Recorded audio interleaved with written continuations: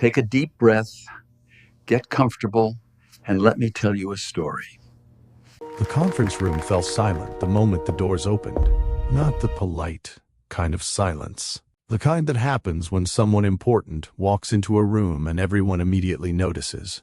At the far end of the polished table, Eric adjusted the papers in front of him and glanced toward the entrance. He wasn't expecting anything unusual. Just another executive meeting.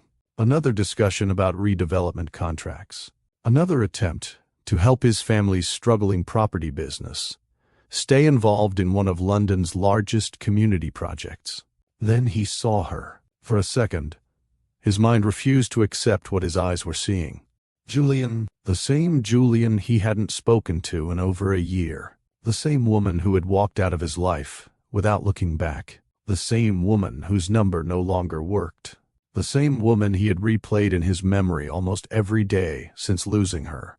She stepped into the room wearing a dark, tailored suit, carrying a folder under one arm. Calm, focused, completely at ease. What happened next hit Eric even harder. Every executive around the table stood up. Every single one. The room's senior directors greeted her with genuine respect. Several smiled. Others moved quickly to shake her hand. One executive even pulled out the chair at the head of the table. The head of the table. Eric stared. His stomach tightened. He looked around, wondering if he had misunderstood something. Maybe she was presenting. Maybe she was consulting. Maybe she was visiting for one meeting. Then one of the directors spoke. "Good morning, Julian." The room echoed with greetings. "Morning, Julian. Good to see you. We've been waiting for your approval on the latest phase." Approval. Eric felt heat crawl up the back of his neck. Approval? The realization landed all at once. Julian wasn't there to answer questions. She was there to make decisions. She wasn't reporting to anyone in that room. Most of them were reporting to her. For a moment, Eric forgot why he was there, forgot the documents in front of him, forgot the presentation scheduled for later. All he could focus on was the woman taking her seat at the head of the table, the woman he had once promised to support, the woman he failed when it mattered most. Julian opened her folder and briefly scanned the room. Her eyes eventually reached him. No surprise appeared on her face. No anger. No satisfaction. No visible emotion at all.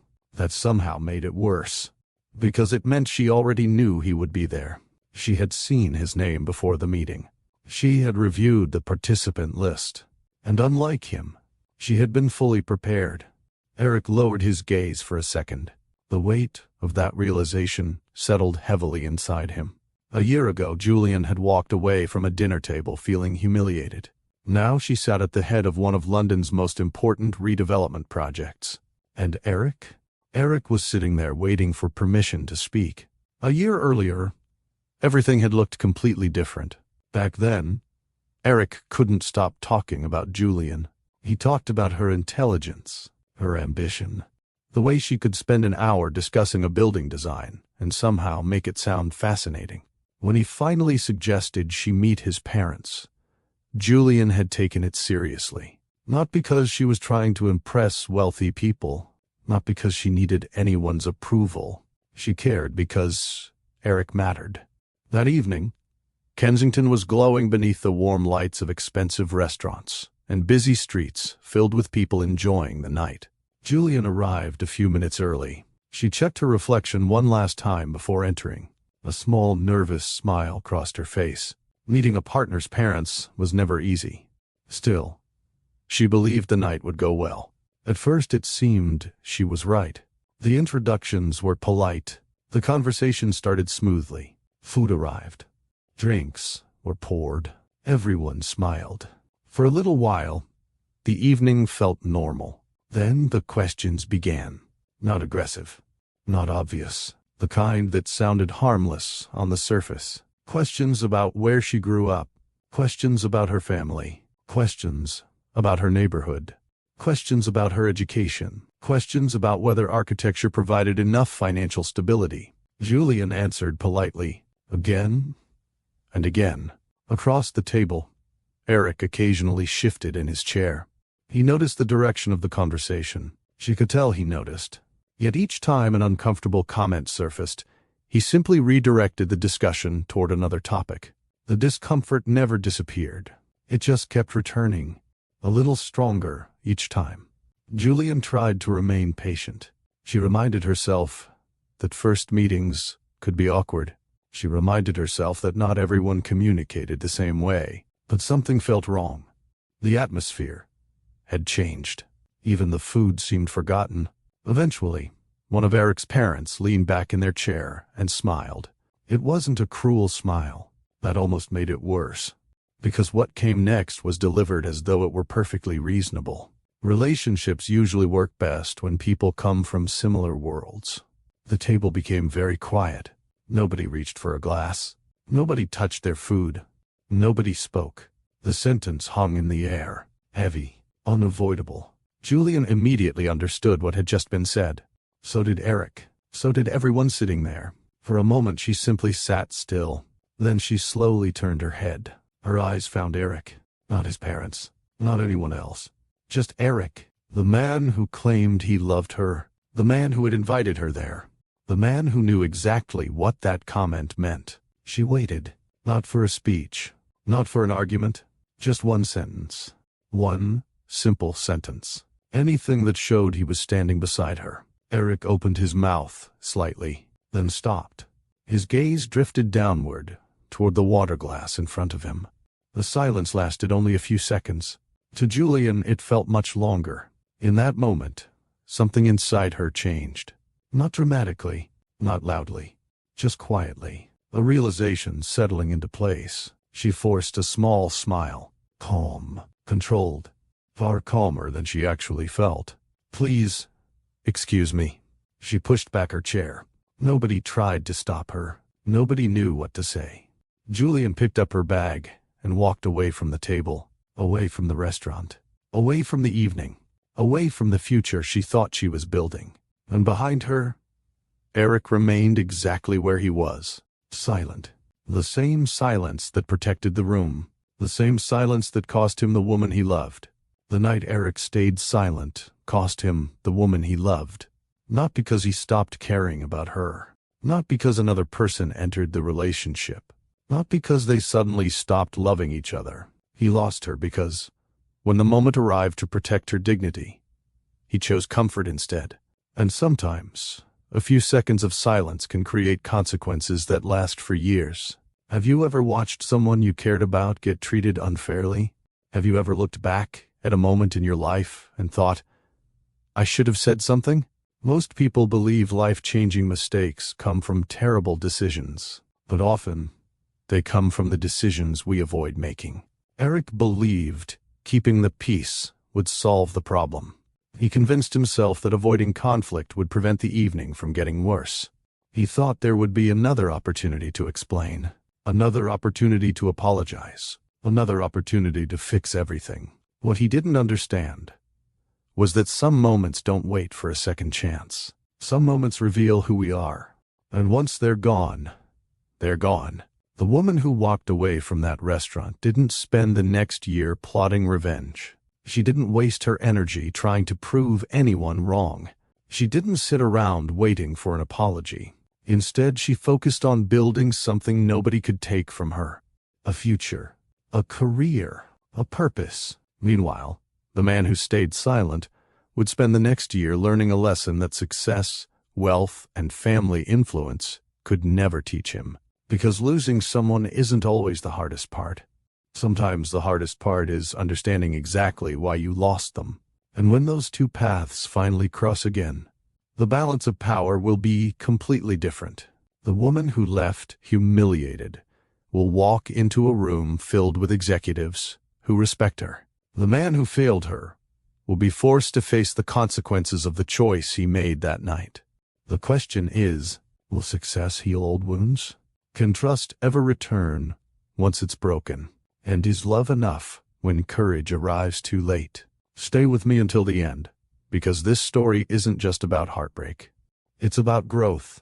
It's about accountability. It's about what happens when people finally become the versions of themselves they should have been from the beginning.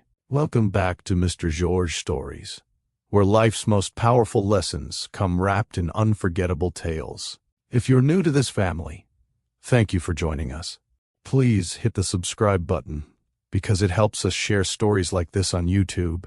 And before we begin, tell us in the comments, do you think Julian was right to walk away that night? Or should she have given Eric another chance?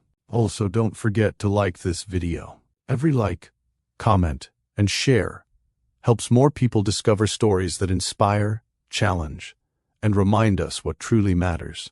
Now, let's go back to where this story really began. Long before the boardrooms, long before the success, long before the regret. Back when Julian was just a little girl walking through the streets of South London, carrying a sketchbook and a dream nobody else could see yet. The streets of South London were not the kind that appeared in travel magazines. Most mornings, people were too busy getting to work to notice the buildings around them. Buses groaned through crowded roads. Shop owners lifted metal shutters.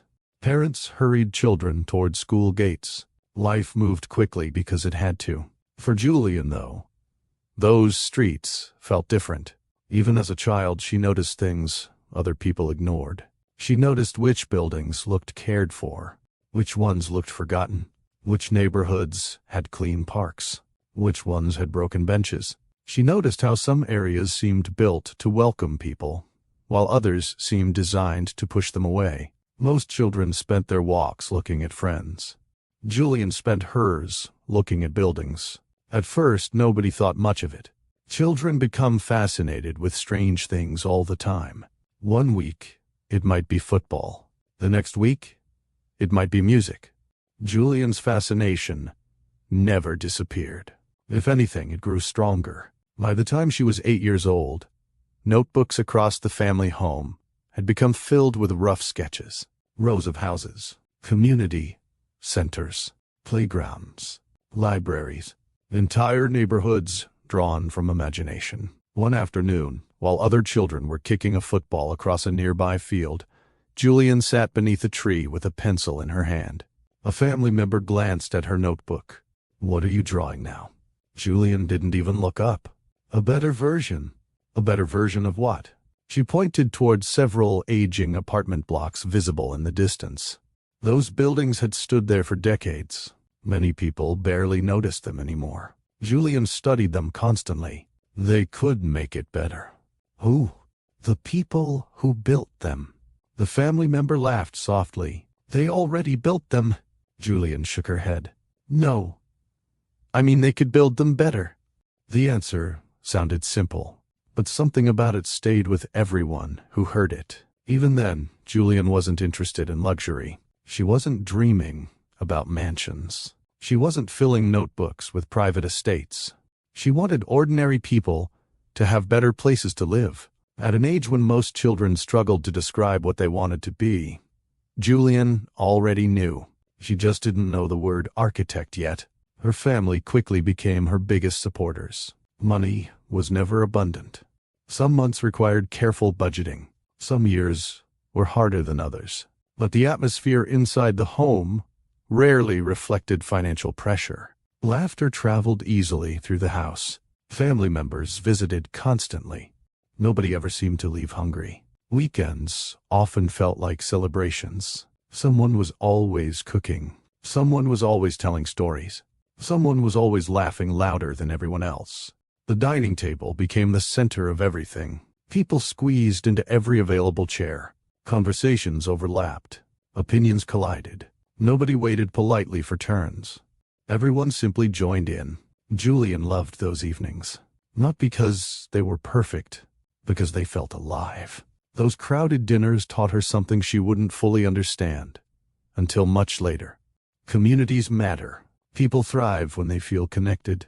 Neighborhoods become stronger when people have places to gather. Years later, those lessons would quietly influence the way she designed buildings. But back then, she was simply enjoying family dinners. Every Sunday brought church. The routine rarely changed. Morning preparations, carefully chosen clothes, conversations during the journey, familiar faces waiting at the entrance. For Julian, Church wasn't only about faith. It was another place where community lived. People celebrated together, supported each other, shared burdens, shared victories. When someone struggled, others stepped forward. When someone succeeded, everyone celebrated. Those experiences shaped the way she viewed the world. Nobody succeeds entirely alone. That belief would stay with her for the rest of her life. Football occupied the spaces between school and family gatherings. South London loved football. Children played whenever they found enough space. Parks, school grounds, side streets, open fields. Julian enjoyed the matches. Even when she wasn't playing, she enjoyed watching. What amused her family was how quickly her attention drifted. While everyone else discussed goals and missed chances, Julian found herself studying the structures around the field. The fencing, the seating, the layout, the surrounding buildings. One afternoon, a family member noticed her sketching again. "You're supposed to be watching the match." "I am." "Then why are you drawing?" Julian held up the page. The football pitch sat in the center of an entirely redesigned community park. Additional seating, better pathways, improved public spaces, more greenery. The family member stared, then laughed. "You've redesigned the entire park." Julian smiled. It needed help. As she grew older, school became increasingly important. Teachers noticed her focus. While many students treated assignments as obligations, Julian approached learning differently. She viewed education as a doorway. Every good grade felt like another step toward the future she wanted. Architecture remained one of the most competitive professions in the country. Even before fully understanding the industry, Julian sensed the challenge ahead. Many successful architects came from wealthy backgrounds. Many had professional connections. Many entered rooms she would never naturally have access to. That reality could have discouraged her. Instead, it motivated her. If others had advantages, she would develop discipline. If others had connections, she would develop skills. If others had opportunities, she would make herself impossible to ignore. The strategy wasn't easy. There were evenings when friends relaxed while she studied. Weekends when she stayed focused on assignments. Moments when exhaustion tempted her to settle for less. She never did. Because every time doubt appeared, she remembered those neighborhoods she walked through as a child. The neglected buildings. The missed opportunities. The communities that deserved better. Her dream had never been about personal prestige. It had always been about possibility. And possibility was worth fighting for. By the time Julian reached her late teenage years, one thing had become clear. She wasn't simply talented. She was determined. The combination made her dangerous in the best possible way, because talent can open a door. Determination keeps you walking after everyone else gets tired.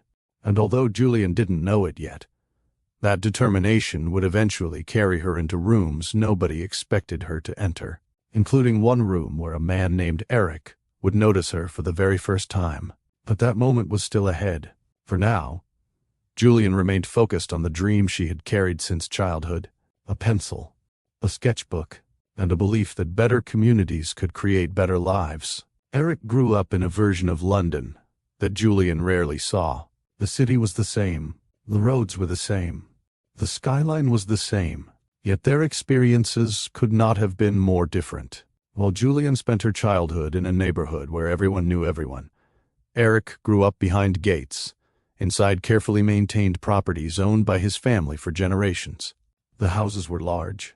The gardens stretched farther than most people expected. Every detail seemed planned. Every room seemed designed to communicate success. As a child, Eric never questioned any of it. Why would he? Children accept the world they are given. To him, private schools were normal. Expensive holidays were normal. Country clubs were normal. Formal dinners were normal. He assumed everybody lived some version of the life he knew. Only later would he realize how unusual it actually was. Despite the wealth surrounding him, Eric wasn't raised to be cruel. His parents valued manners. Respectability mattered. Reputation mattered. Professional success mattered. From an early age, Eric learned how to speak politely, how to behave appropriately, how to leave positive impressions. Adults often praised him. Such a well-mannered young man, always respectful, so easy to get along with. The compliments followed him throughout childhood. At first they seemed harmless. Over time, they quietly shaped him. Eric became someone who wanted people to like him, someone who avoided creating tension, someone who disliked arguments. Whenever conflict appeared, his instinct was to smooth things over, to calm people down, to move forward. Most people considered that a strength. Few recognized the weakness hiding underneath it. Neither did Eric. Not yet. At school he performed well, not because he was obsessed with academics, because success was expected. In his social circles, achievement wasn't celebrated. It was assumed.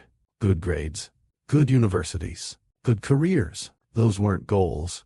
They were requirements. The pressure was subtle, but constant. Nobody needed to say it directly. Everyone understood. The family name carried expectations.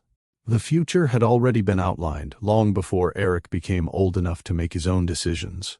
By his late teens, conversations about inheritance had already begun. Business discussions entered family dinners. Property portfolios appeared in casual conversations. Future responsibilities became regular topics. Eric listened, learned, prepared. The family owned several historic commercial properties throughout London, buildings that generated significant income, buildings connected to decades of family history, buildings his parents expected him to help manage one day. Most people would have considered the opportunity a privilege. In many ways, it was. Yet privilege often comes with invisible obligations. Eric discovered that early. The more responsibility he accepted, the less freedom he felt. Important decisions carried family expectations. Career choices carried family expectations. Relationships carried family expectations. Even personal preferences occasionally carried family expectations. Nobody forced him. That was what made it complicated. The pressure rarely arrived as commands. It arrived as suggestions. Raised eyebrows, disappointed expressions, long conversations about tradition, conversations about maintaining standards, conversations about protecting the family legacy. Over time, Eric learned something simple. Life became easier when he avoided confrontation. Agreeing created peace. Questioning created discomfort. Peace felt better. So he chose peace, again, and again, and again. The habit followed him into adulthood. By his early 30s, Eric had become exactly the kind of professional people trusted. Clients liked him. Business partners respected him. Colleagues enjoyed working with him. Meetings ran smoothly when he was involved. Negotiations remained civil. Conflicts rarely escalated. He possessed an ability to make people feel comfortable. That quality helped him professionally. It also prevented him from developing the courage necessary for difficult moments. Moments that required taking a stand. Moments that required risking someone's disapproval. Moments that required saying no. At work, nobody noticed the problem. Success hid it well. The family property business continued operating. Projects moved forward. Investments generated returns. From the outside, Eric appeared fortunate. Successful career, financial security, professional respect, a future many people would envy. Yet, there were evenings when he returned home and sat alone in complete silence. Not because anything was wrong, because something felt missing. His life looked full. It didn't always feel full. Friends often assumed wealth eliminated loneliness. Eric knew better. Money solved many problems. It did not automatically create connection. It did not guarantee understanding. It did not guarantee happiness. Conversations in his social circles often felt repetitive, predictable, safe. People discussed investments, properties, vacations, business opportunities. The discussions were pleasant enough, but they rarely stayed with him afterward, rarely challenged him, rarely inspired him. He sometimes found himself wanting something different, something more meaningful, Something real. The realization arrived gradually. A feeling, rather than a clear thought. The sense that his life had become highly organized, but emotionally narrow. The sense that he had mastered responsibility, while neglecting something equally important. Purpose. He couldn't quite define it, couldn't fully explain it, but he felt it, particularly during quiet moments, particularly when looking ahead. Because despite everything he possessed, Eric often felt as though he was following a path someone else had designed. A path he had accepted without ever truly examining. The strange thing was that nobody around him noticed. How could they? He smiled easily, performed well, met expectations, maintained relationships, handled responsibilities. From the outside, everything appeared stable. Inside, questions continued growing. Questions about what he wanted. Questions about who he wanted to become. Questions about whether success alone could create fulfillment. The answers wouldn't arrive immediately. In fact, the woman who would challenge many of those assumptions hadn't entered his life yet.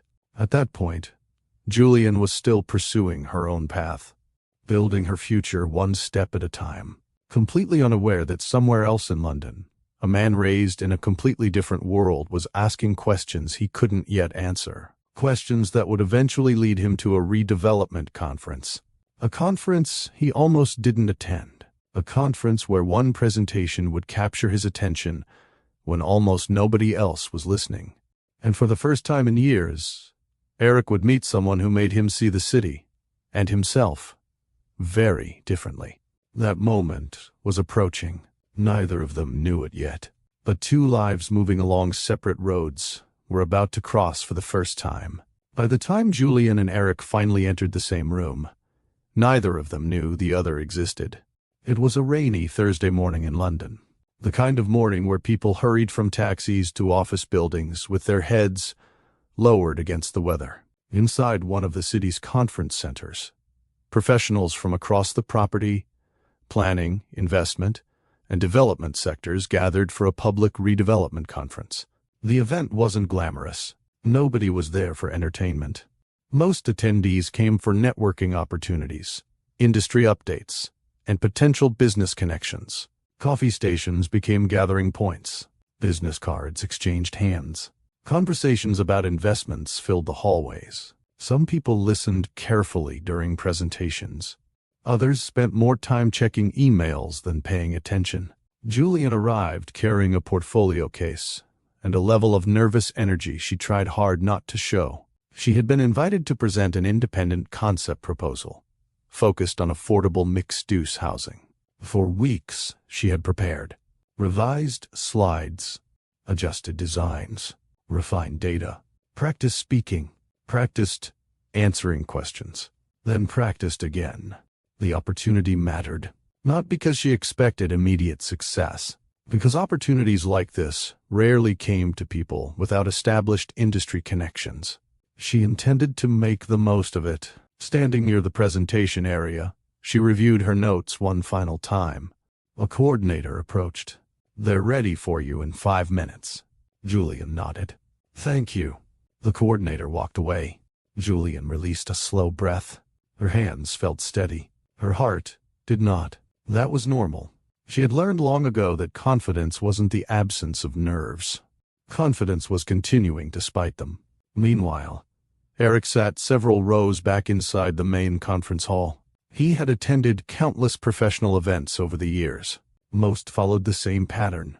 Presentations, panel discussions, networking, polite applause. Nothing particularly memorable. He expected this event to be no different. A speaker finished presenting. Applause followed. Another introduction was made. Then, Julian's name appeared on the screen. Eric glanced up. Several people around him barely reacted. A few checked their phones. Others quietly continued conversations. Julian stepped onto the stage. The room offered polite attention. Nothing more. She adjusted the microphone, looked briefly across the audience, then began. The opening minutes passed quietly. A handful of attendees listened. Many didn't. That wasn't unusual. Industry conferences often worked that way. But something gradually happened. Julian wasn't speaking about luxury developments. She wasn't presenting expensive towers designed exclusively for wealthy buyers. She wasn't discussing profit margins every few minutes. She spoke about communities, about accessibility, about public spaces, about creating neighborhoods where people could actually live rather than simply exist. She discussed affordable housing integrated alongside local businesses, green spaces, shared community facilities, designs intended to strengthen connections between residents. For Julian, buildings were never just structures. They were opportunities. Opportunities to improve lives. Opportunities to create belonging. Opportunities to support growth. The conviction in her voice became impossible to miss. Eric found himself paying closer attention, then closer still. Soon, he wasn't checking messages, wasn't reviewing notes, wasn't thinking about his schedule. He was listening, actually listening. The presentation continued. Julian moved confidently through her designs, explaining challenges, offering solutions, answering concerns before they were even raised. The audience remained mixed. Some people continued, paying little attention. Others appeared mildly interested. Eric noticed something frustrating. Many of the strongest ideas receiving the least enthusiasm came from Julian. Several attendees responded more positively to familiar concepts than innovative ones. Yet Julian never allowed that to affect her delivery. She remained focused, professional, passionate. When the presentation concluded, polite applause filled the room. Nothing dramatic, nothing extraordinary. People gathered their belongings. Some immediately moved toward the exits. Others prepared for the next session. Julian thanked the audience and stepped away from the stage. A familiar disappointment settled inside her. Not devastation, not discouragement. Just another reminder that being noticed often required more than talent. She collected her materials, packed away her notes, prepared to move on. "Excuse me." The voice came from behind her. Julian turned. Eric stood there. For a moment, neither spoke. Not because anything felt awkward, because both were quietly assessing each other. Eric was the first to break the silence. "I wanted to tell you something." Julian waited. "That was probably the most interesting presentation I've heard today." A small smile appeared. "Probably?" Eric laughed. "All right. Definitely." The smile stayed. "Thank you." "I'm serious." He gestured toward her portfolio. The community integration concepts, the shared use spaces, the housing layouts. Julian looked slightly surprised. Most people offered generic compliments.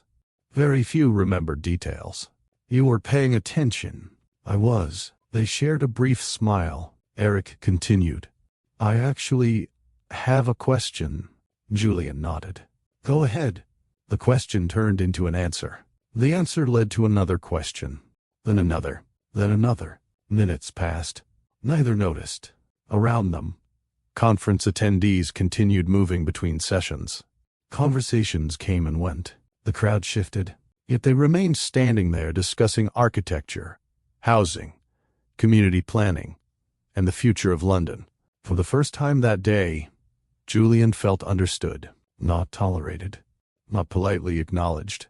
Understood. Eric wasn't pretending interest. He genuinely cared about what she was saying. That stood out. Likewise, Eric found himself fascinated, not only by Julian's ideas, by the way she discussed them. There was no arrogance, no performance, no attempt to impress. She spoke the way people speak when they truly believe in something. The conversation stretched beyond 30 minutes, then beyond 40. Neither seemed eager to leave. At one point, Eric glanced toward a nearby clock. His eyes widened. "I completely lost track of time." Julian laughed softly. "So did I." For a brief second, an unfamiliar hesitation crossed Eric's face. He almost let the moment end there, almost thanked her, and walked away, almost returned to the comfortable pattern that governed much of his life. Then he did something different. "Would you like to get coffee sometime?" Julian studied him for a moment. Not suspicious, not uncertain, simply considering. The invitation felt genuine, Because it was. Coffee sounds nice. Eric smiled. A real smile. One that appeared before he could stop it. Good. They exchanged contact information. The interaction itself lasted only seconds. Yet both felt something shift. Neither could fully explain it. Neither tried. As they finally headed in opposite directions, both carried an unexpected sense of anticipation. Julian entered the conference expecting another ordinary professional event. Eric entered expecting another ordinary professional event. Instead, both left thinking about someone they had met only hours earlier. Neither knew where that connection would lead. Neither knew how important that day would eventually become. All they knew was that a simple conversation had made the city feel a little different, and for the first time in a long while, both found themselves looking forward to what came next. The first coffee lasted nearly 3 hours. Neither Julian nor Eric planned for that. The original idea had been simple: coffee, conversation, maybe an hour. Then both would return to their lives. Instead, neither seemed interested in leaving. At first, the discussion stayed close to architecture and development. The subjects felt familiar, comfortable. Julian spoke about projects she admired. Eric spoke about properties he had worked with through his family's business. The conversation moved easily. One topic led naturally to another. Nobody was trying to impress anyone. Nobody was performing. That was part of what made the interaction enjoyable.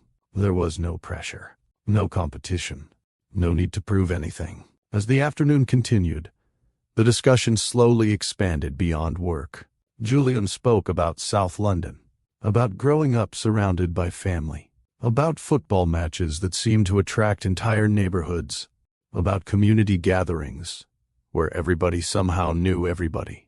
Eric listened carefully. More importantly, he remembered details. Weeks later, he could still recall specific stories she had told him.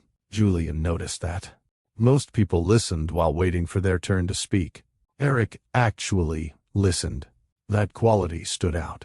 In return, Eric shared parts of his own life: the private schools, the family business, the expectations that had followed him since childhood. Julian found those experiences fascinating, not because she admired wealth, because she had never lived around it. The differences between them became conversation rather than conflict. Each discovered parts of London through the other's perspective. By the time they finally left the cafe, another meeting had already been discussed. Not formally, not dramatically, simply assumed. Over the following weeks, coffee became dinners. Dinners became walks. Walks became entire afternoons, spent exploring different parts of the city. London offered endless opportunities. Historic streets, museums, markets, parks, small restaurants tucked between busy roads. Neither needed extravagant plans. The company was enough. One Saturday afternoon, they found themselves sitting beside the River Thames after spending hours exploring a public exhibition. The weather had finally improved after days of rain. People filled the nearby pathways. Cyclists passed. Tourists took photographs. Julian sat quietly watching the water. Eric glanced toward her. "What are you thinking about?" Julian smiled. "You really ask that question a lot." "That's because you always have interesting answers." She laughed. "I was looking at the buildings." "Of course you were. Some people watch the river. You redesign the skyline." She pointed toward him. "That wasn't even a little funny." "It was slightly funny." Julian shook her head. "It wasn't." "It absolutely was." Despite her response, she was smiling. Moments like that became common. Neither had expected how easily humor would find its way into the relationship. Not loud humor, not dramatic jokes, small moments, playful conversations, observations that only the two of them found amusing. The kind of humor that develops when people genuinely enjoy each other's company. As the months passed, something else began happening. Their conversations became deeper, personal, honest. The subjects neither usually discussed with other people started appearing naturally. Julian talked about the pressure she sometimes felt. The pressure of competing in an industry where many people seem to start several steps ahead. the pressure of constantly needing to prove herself. Eric listened, not attempting to solve the problem, simply listening. Julian appreciated that. Likewise, Eric gradually shared frustrations he rarely admitted. The expectations attached to his family name, the constant responsibility, the feeling that major life decisions were often influenced by obligations he hadn't chosen himself. Julian understood more than he expected. For someone raised in a completely different environment, she seemed to understand him remarkably well. That realization surprised him. One evening, after dinner, they found themselves walking through central London long after most people would have gone home. The city lights reflected across wet pavement. The conversation slowed. Neither appeared eager for the night to end. Eventually, Julian glanced at him. "You know something? What? When we met, I assumed we'd disagree about everything." Eric laughed. "Why? You came from a completely different world. You make me sound like I grew up on another planet." "You basically did?" Eric smiled. "Fair," Julian laughed. The sound lingered longer than either expected. For a moment, neither spoke. The silence felt comfortable, not awkward. Comfortable. Those moments became increasingly important. The relationship wasn't built on grand gestures. It was built on consistency. Phone calls, messages, shared experiences, conversations that continued long after they were supposed to end. The months moved forward. Feelings deepened. Trust developed.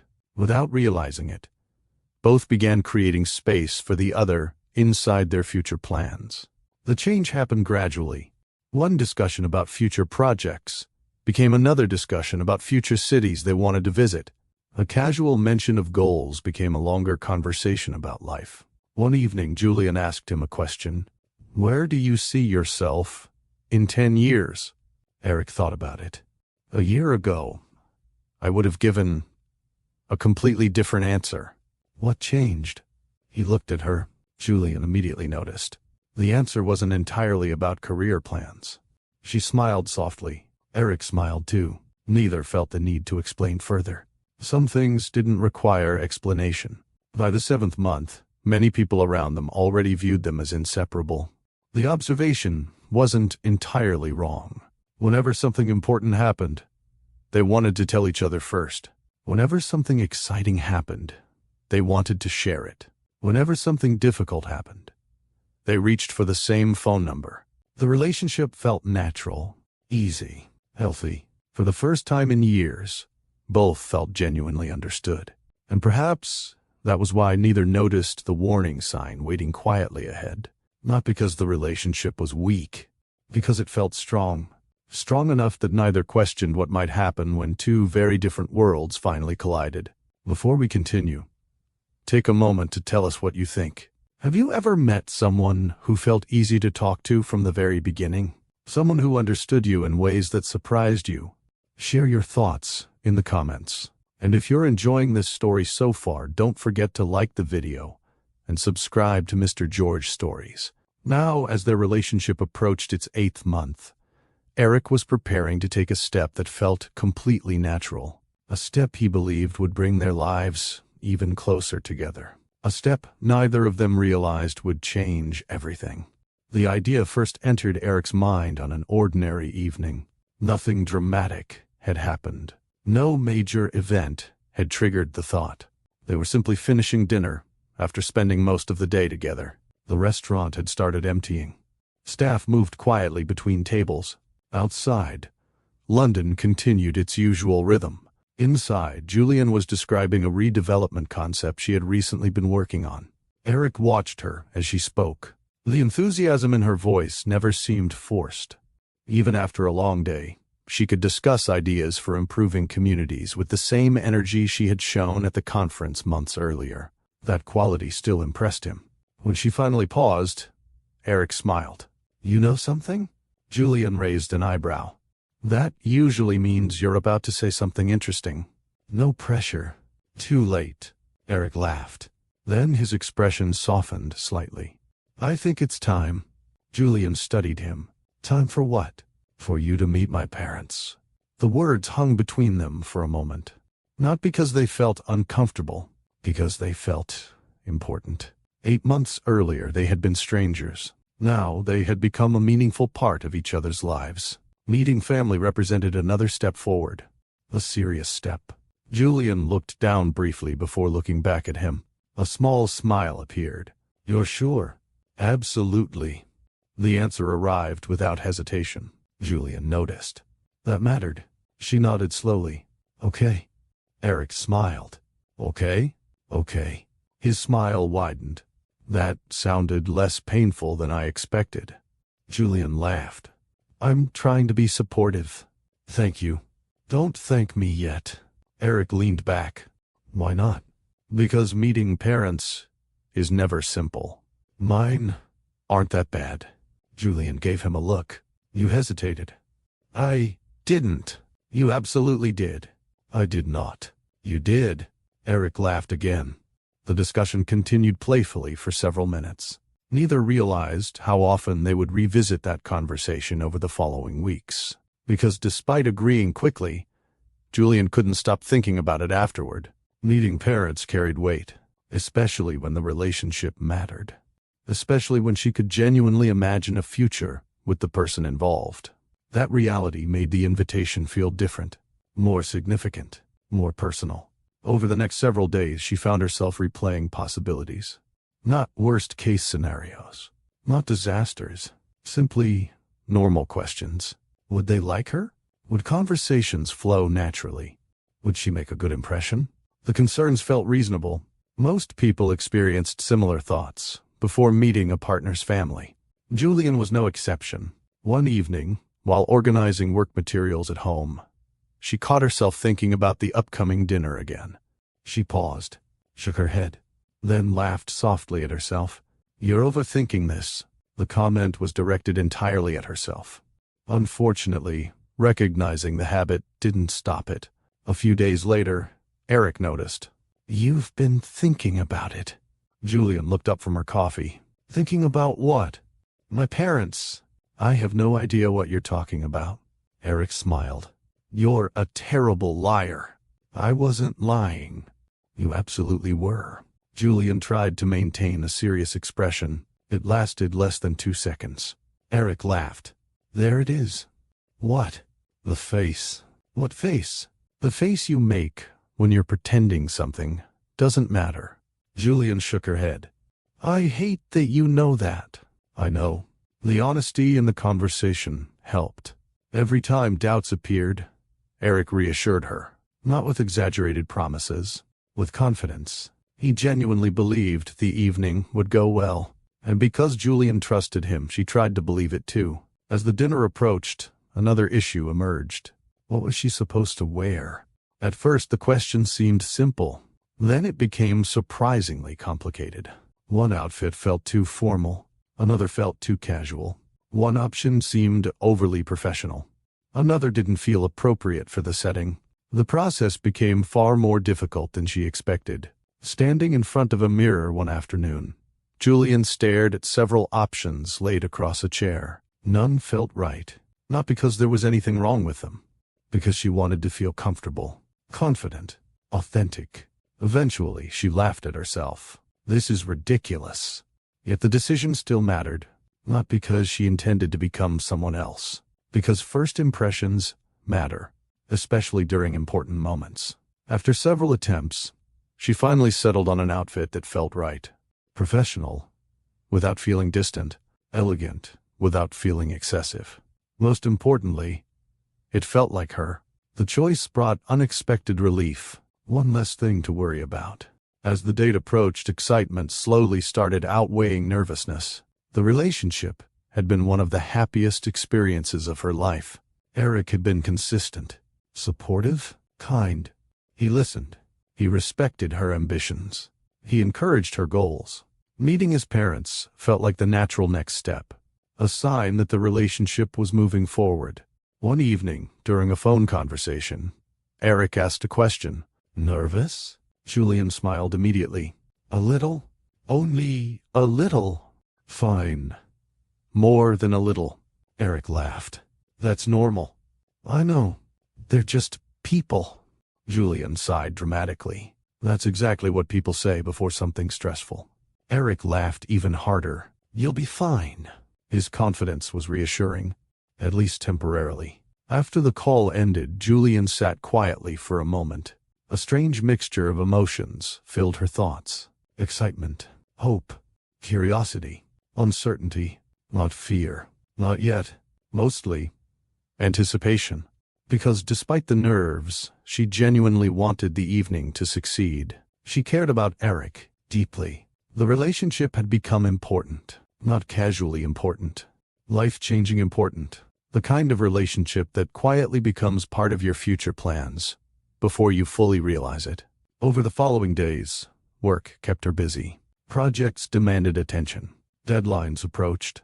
Meetings filled her schedule. Still, every now and then, her thoughts drifted toward the upcoming dinner, toward the introductions, toward the conversations, toward the people who had helped shape the man she had grown to care about. Meanwhile, Eric appeared unusually relaxed. That should have reassured her. Instead, it occasionally puzzled her. He seemed completely confident everything would go smoothly, completely certain everyone would get along, completely certain there was nothing to worry about. Julian found that confidence comforting. She also found it slightly curious, because she knew enough about life to understand that important moments rarely unfold exactly as expected. Still, she trusted him. And trust mattered. The evening before the dinner, they spoke one final time. The conversation was light, comfortable, familiar. Neither wanted to end the call. Eventually, Julian smiled. Tomorrow. You still seem very confident. I am. Why? Eric's answer came immediately. Because you're Julian. She laughed. That explanation makes absolutely no sense. It makes perfect sense. How? Because anyone who spends 5 minutes talking to you usually likes you. Julian felt her cheeks warm slightly. You're biased. Probably. Definitely. Eric smiled. Maybe. The conversation continued for a few more minutes before finally ending. Afterward, Julian prepared for the next day. She organized everything carefully, checked the time, reviewed the location, made sure nothing had been forgotten. Then she sat quietly for a moment, thinking, reflecting, looking ahead. The future felt bright. The relationship felt strong. The dinner felt important. What she didn't know was that the following evening would become one of the most defining moments of her life. Not because of what she would say, because of what someone else wouldn't. And by the time the night ended, everything she believed about her future with Eric would be tested in ways neither of them saw coming. The restaurant sat on a quiet street in Kensington. Elegant, expensive, carefully designed to make every detail feel exclusive. Large windows overlooked the evening traffic outside. Soft music drifted through the dining room. Guests spoke in controlled voices. Everything about the place communicated status. Julian arrived several minutes early. She stood outside for a moment, checking the address one final time, even though she already knew she was in the right place. A small breath escaped her. Not because she wanted to leave, because she wanted the evening to go well. She adjusted her jacket, smoothed a loose strand of hair, then stepped inside. The hostess greeted her immediately. A few moments later, Eric appeared. The smile on his face eased some of her nerves. You look amazing.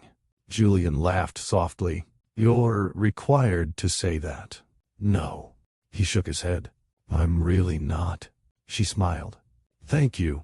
For a moment, everything felt normal, comfortable, familiar. The same feeling they had shared for months.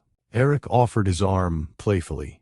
Julian rolled her eyes, then accepted it anyway. Together they walked deeper into the restaurant. His parents were already seated.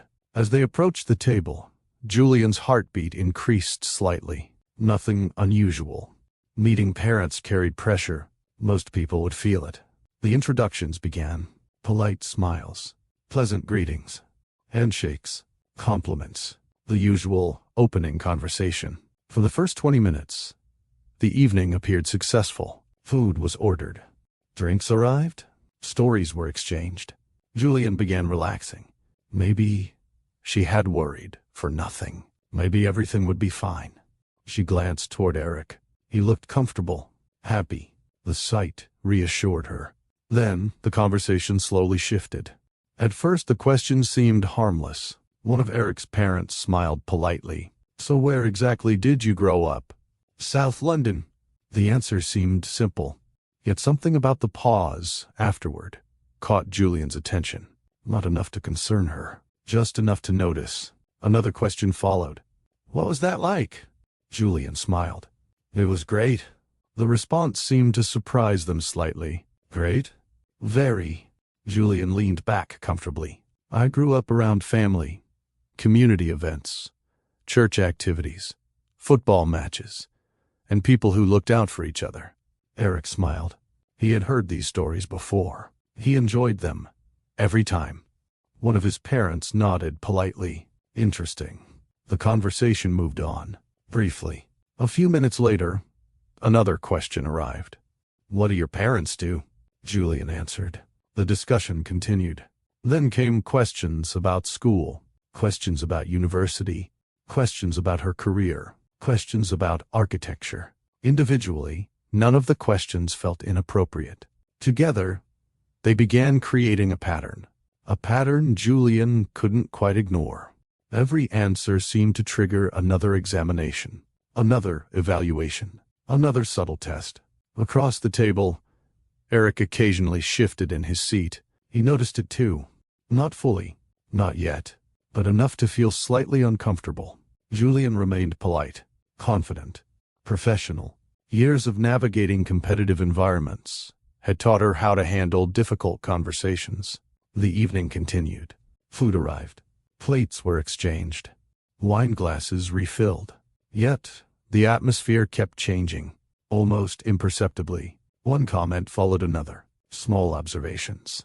Minor remarks. Each one easy to dismiss on its own. Together they created a growing sense of discomfort. One comment focused on how competitive architecture had become. Another questioned whether younger professionals truly understood long-term development. A later remark suggested that success often depended on having the right connections. The statement lingered slightly longer than the others, Julian noticed. So did Eric. She smiled politely and responded with professionalism. Still, something felt different now. The warmth that had existed earlier was fading. One of Eric's parents asked another question. "So, how did you become interested in architecture?" Julian welcomed the topic. Finally, something she genuinely enjoyed discussing. She explained her childhood fascination with buildings, her interest in communities, her desire to improve neglected spaces. The explanation came naturally. Passion always made speaking easier. When she finished, there was a brief silence. Then one of Eric's parents smiled. "It sounds very ambitious." Julian nodded. "I suppose it is. Many people from your background would probably choose something more stable." The sentence landed softly, almost gently, yet something about it immediately felt wrong. Julian remained composed. "What do you mean by my background?" The smile remained. "Oh, nothing negative." The answer arrived quickly. Too quickly. "As I said, architecture is extremely competitive." Julian held the smile. But internally, a warning bell rang. The conversation moved forward again. Yet the tension stayed. The feeling that she was being measured by standards nobody had openly acknowledged. Measured and quietly found lacking. Eric picked up on it now. Clearly. He attempted to redirect the conversation. He introduced new topics, discussed recent projects, mentioned travel, mentioned business. The effort worked temporarily. Then, the discussion drifted back, again and again. Each return seemed slightly more pointed than the previous one. Julian kept waiting for the evening to settle. It never did. By now she had stopped focusing on the food entirely. Most of her attention remained fixed on the conversation, on the carefully chosen wording, on the implications hidden beneath apparently polite remarks. At one point one of Eric's parents laughed lightly. You and Eric certainly come from very different worlds. The statement drew a brief smile from Eric, a nervous smile. The kind people use when they don't know how to respond. Julian noticed immediately. The observation itself wasn't entirely inaccurate. They did come from different worlds. The problem wasn't the statement. The problem was the meaning underneath it. And everyone at the table knew it. The discussion continued. The atmosphere tightened. Not dramatically, quietly, like a rope, pulled slightly tighter with each passing minute. Then came the moment neither Julian nor Eric would ever forget. One of Eric's parents placed their glass down. The movement was calm, deliberate, almost casual. Then they spoke. Relationships usually work best when people come from similar worlds. Nobody moved. Nobody spoke. Nobody reached for a drink. The sentence remained suspended in the air, clear, undeniable. There was no confusion about what had been said. No confusion about what had been meant. For a second, Julian simply sat there, very still. The restaurant continued operating around them. Conversations carried on at nearby tables. Waiters moved through the dining room. Life continued. Yet at that table, everything had stopped. Julian slowly turned her head. Her eyes found Eric. Nothing else mattered in that moment. Not the restaurant. Not the dinner. Not the people around them. Only Eric. She wasn't asking him to start an argument. She wasn't asking him to insult anyone. She wasn't asking him to choose between people. She was asking for something much simpler. Respect. A boundary. A sentence. Anything that acknowledged what had just happened. Eric looked back at her. For the first time all evening, genuine conflict appeared in his eyes. Julian saw it immediately. He knew. He understood. He recognized exactly what that comment meant. The realization brought a brief surge of hope. Now he'll say something. Now he'll stop this. Now he'll stand beside me. Eric opened his mouth slightly. The words never came. His gaze shifted downward, toward the water glass, sitting in front of him. Silence. Just silence. A few seconds passed. To everyone else, it probably seemed insignificant. To Julian, those seconds felt endless. The disappointment arrived instantly, sharp, clear. Not because of Eric's parents. Not because of the comment. Because of him. Because the man she trusted had chosen comfort over courage. In that moment, she understood something she had never fully understood before. Loving someone and standing beside someone were not always the same thing. Julian felt her chest tighten. Not with anger, with clarity. A painful kind of clarity. The kind that changes everything. She looked at Eric one final time. Still silent. Still looking down. Still avoiding the moment. The realization settled completely. Nothing else needed to be said. Julian forced a polite smile. A smile nobody at the table truly deserved. Please excuse me. Her voice remained calm, steady, controlled. Far calmer than she felt. She pushed her chair back. Nobody immediately responded. Nobody seemed prepared. Nobody expected her to leave. Julian picked up her bag. Eric finally looked up. Their eyes met again. For a brief second, something passed between them. Regret. Confusion. Hurt. Too late. Julian turned and walked away. Across the restaurant. Past nearby tables. Past the entrance. Out into the London night. She never looked back. Behind her, the dinner continued sitting in stunned silence. Eric remained frozen in his chair. The moment he should have spoken had already passed. And deep down he knew it. Because some opportunities disappear forever once they're missed. As the restaurant doors closed behind Julian, Eric felt a terrible certainty settle inside him. The woman who had brought joy, purpose, and possibility into his life had just walked away. And for the first time all evening, he understood that no amount of explanation would fix what had happened. Because the damage wasn't caused by words. It was caused by the absence of them. And somewhere beyond the restaurant, Julian was already making a decision that would change both of their lives forever. The cold air outside the restaurant hit Julian the moment she stepped onto the street. For several seconds she simply walked. No destination, no plan, just movement. Her heels struck the pavement in a steady rhythm as she moved farther away from Kensington, away from the restaurant, away from the table, away from the evening she wished had never happened. Traffic moved around her. People passed by. Nobody knew what had just happened. Nobody knew that a relationship she had spent 8 months building had cracked apart in a matter of seconds. Julian kept walking. At some point her vision blurred. She blinked quickly. Then again. The tears came anyway, not dramatic, not uncontrollable, just quiet, persistent, the kind that arrive when disappointment cuts deeper than anger, because anger would have been easier. Anger creates distance. Anger creates certainty. What Julian felt was heartbreak. She had expected resistance from strangers before. She had encountered prejudice before. She had experienced people making assumptions before. Life had taught her that reality long ago. What she had not expected was Eric's silence. That was the wound she couldn't stop replaying. Not the comment, not the restaurant, not the awkward tension.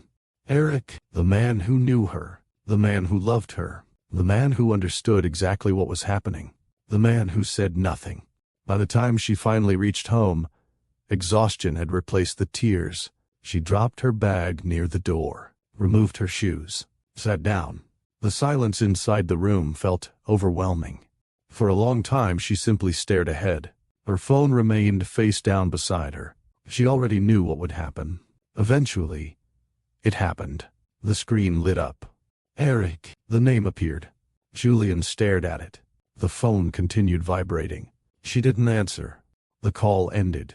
A minute later, another call arrived. Then another, then a message, then another message. Julian never opened them. She couldn't, not yet, because she already knew what they would say. Explanations, regret, apologies. None of it changed what had happened. The phone continued lighting up throughout the night. Julian finally switched it off completely. For the first time since meeting Eric, she wanted silence. Real silence. Not the kind he had chosen, the kind she needed. Meanwhile, Eric remained awake long after returning home. The evening replayed continuously inside his head. Every detail, every expression, every missed opportunity. The more he thought about it, the worse it became. Because deep down he knew Julian had been right to look at him the way she did. She hadn't been asking for a grand gesture. She hadn't been asking him to create a scene. She had been asking for basic support, basic respect, a simple boundary. Instead, he had done what he always did when conflict appeared. Nothing. The realization sat heavily inside him. For years, avoiding confrontation had helped him maintain peace. This time, it had cost him something important, something he couldn't easily replace. His phone sat in his hand. He typed messages, deleted them, started again. Deleted them again. Nothing felt adequate. Nothing felt enough. Because every apology sounded smaller than the damage. Eventually he sent one anyway. Then another. Then another. No response came. The following morning, Julian turned her phone back on. Messages flooded the screen immediately. Calls. Voicemails. Texts. Most came from Eric. She looked at them briefly, then placed the phone back down. The sight alone felt exhausting. Hours later, she made a decision. One simple action. One permanent boundary. She blocked his number. The process took seconds. The emotional weight behind it felt much heavier. Afterward, she sat quietly, staring at the screen. The finality hurt. Far more than she expected. Because blocking Eric wasn't about punishment. It was about survival. She couldn't heal while constantly reopening the wound. Across London, Eric discovered the block later that afternoon. At first, he assumed something was wrong. Then realization arrived. A painful realization. She was done. The thought stayed with him for days, then weeks. He still tried. Emails, professional channels, mutual contacts. Nothing worked.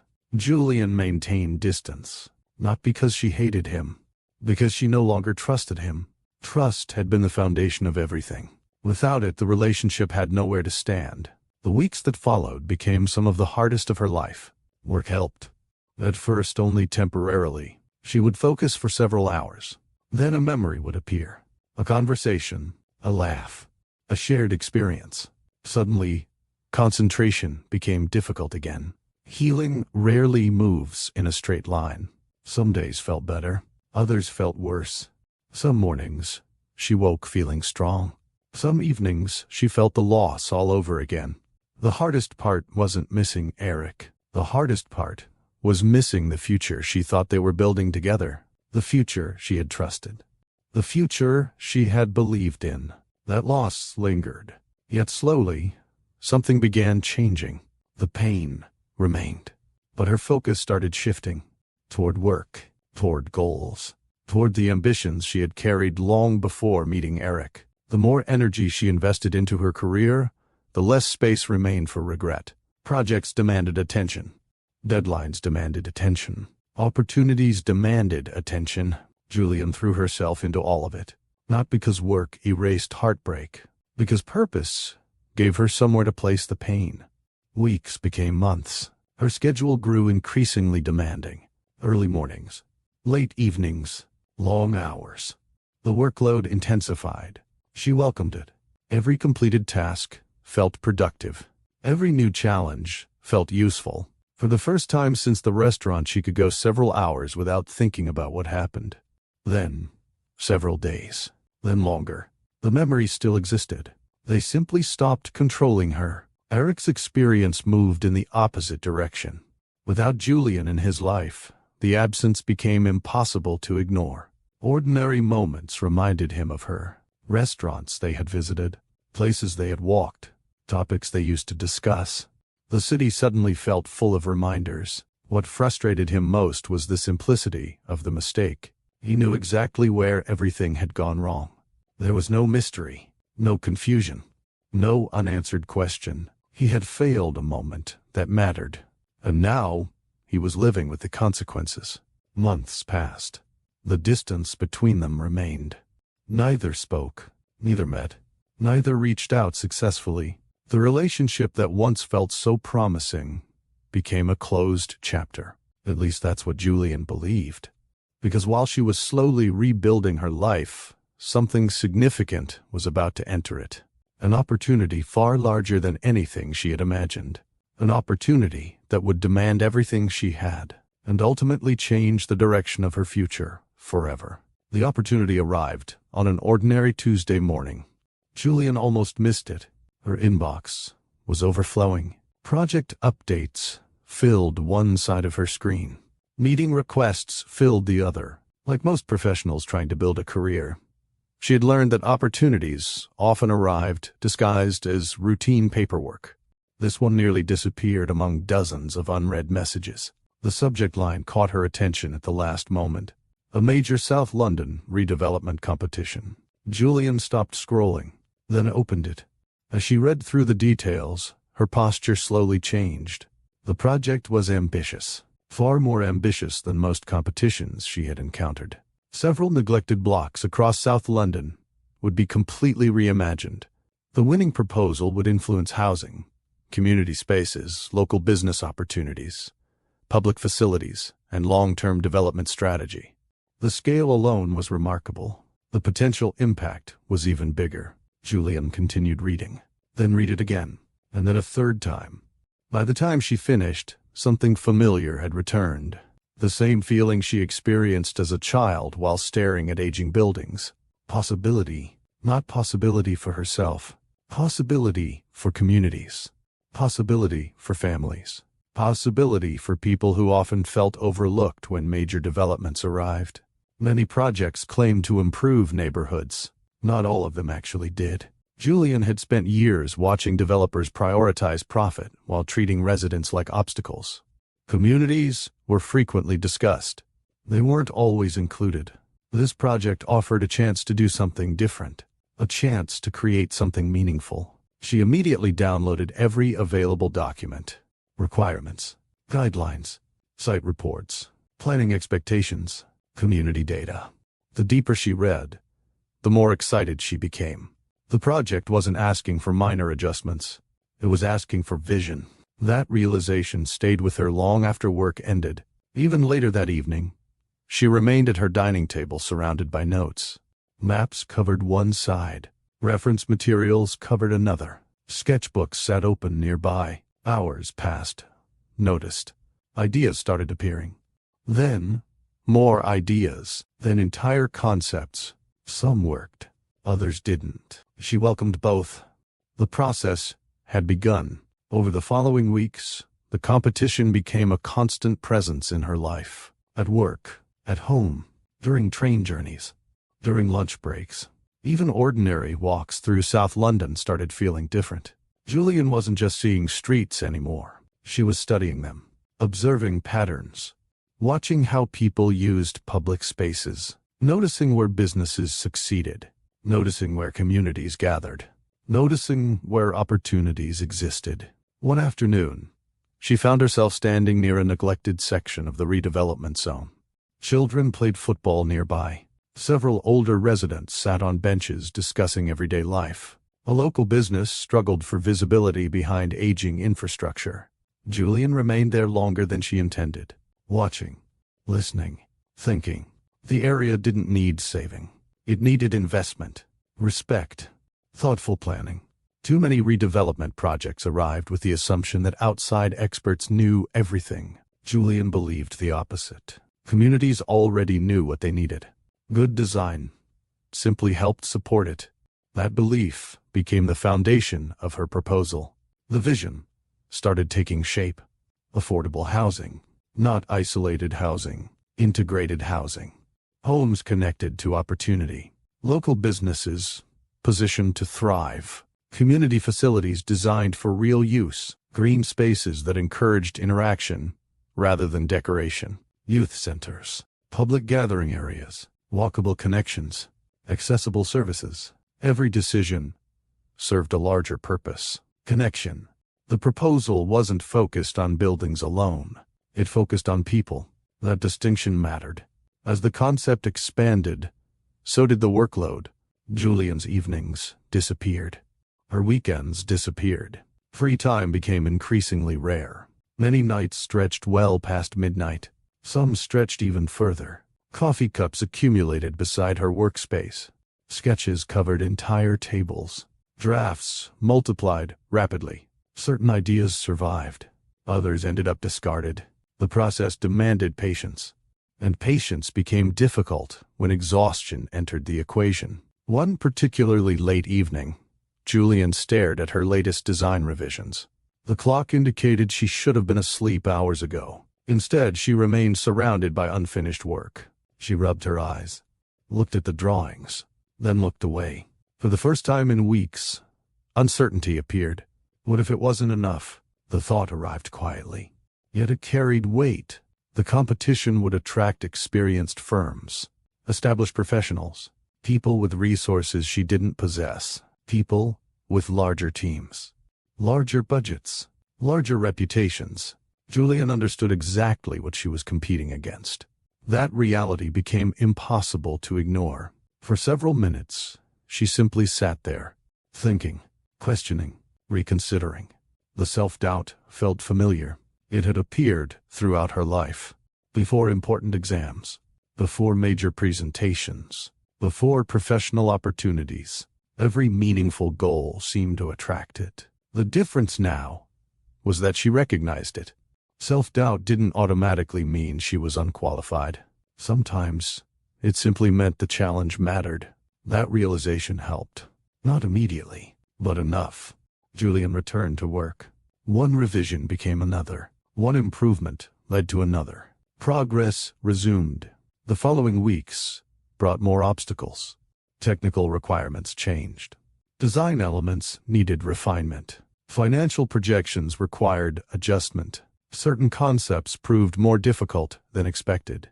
Nothing arrived easily. Nothing worth building ever did. Yet despite the pressure, the vision remained intact. Every challenge strengthened it. Every revision clarified it. Every setback forced improvement. The proposal gradually evolved from an interesting idea into something substantial, something real. As the submission deadline approached, the intensity increased. Sleep became inconsistent. Meals became secondary. The competition occupied nearly every available thought. Friends occasionally suggested she take a break. Julian usually smiled, then continued working. She wasn't chasing perfection. She was chasing impact. The difference mattered. One evening, shortly before the deadline, she reviewed the proposal from beginning to end. The room sat completely silent around her. Hundreds of hours had gone into the work. Research, planning, design, revision, reflection. Everything now existed inside a single submission package. Julian studied the pages carefully, not searching for flaws, searching for honesty. Did the proposal reflect what she believed? Did it serve the communities involved? Did it offer something meaningful? The answer felt clear. Yes. For the first time since beginning the competition, a sense of calm arrived. Not confidence. Something deeper. Acceptance. She had given everything she could. The outcome would be whatever the outcome became. The next morning, she prepared the final submission. Her hands felt surprisingly steady. No dramatic speeches. No emotional ceremony. Just careful attention to detail. File reviews. Final checks. Verification. One final look. Then, the submission button. Julian stared at the screen for several seconds. Months of work. One decision. One click. She exhaled slowly, then pressed it. The upload process began. A progress bar moved across the screen. 20%, 40%, 60%, 80%, complete. Just like that, it was finished. The proposal was gone. Submitted. Official. No more revisions. No more adjustments. No more second guessing. Only waiting. Julian leaned back in her chair. For the first time in months, she had nothing left to do. The realization felt strange. The room seemed quieter than usual. The workload that had dominated her life suddenly disappeared. A mixture of relief and uncertainty settled over her. She had no idea what would happen next. No idea whether the judges would appreciate the vision. No idea whether her proposal would stand out among the competition. All she knew was that she had built something she believed in. Something rooted in the values that shaped her childhood. Community, opportunity, connection. Now the decision belonged to someone else. What Julian couldn't know was that the proposal she had just submitted was about to alter the course of her entire career. And somewhere else in London, a very different set of problems had already begun gathering around Eric's future. Problems neither of them could yet see. Problems that would eventually place their lives back on the same path.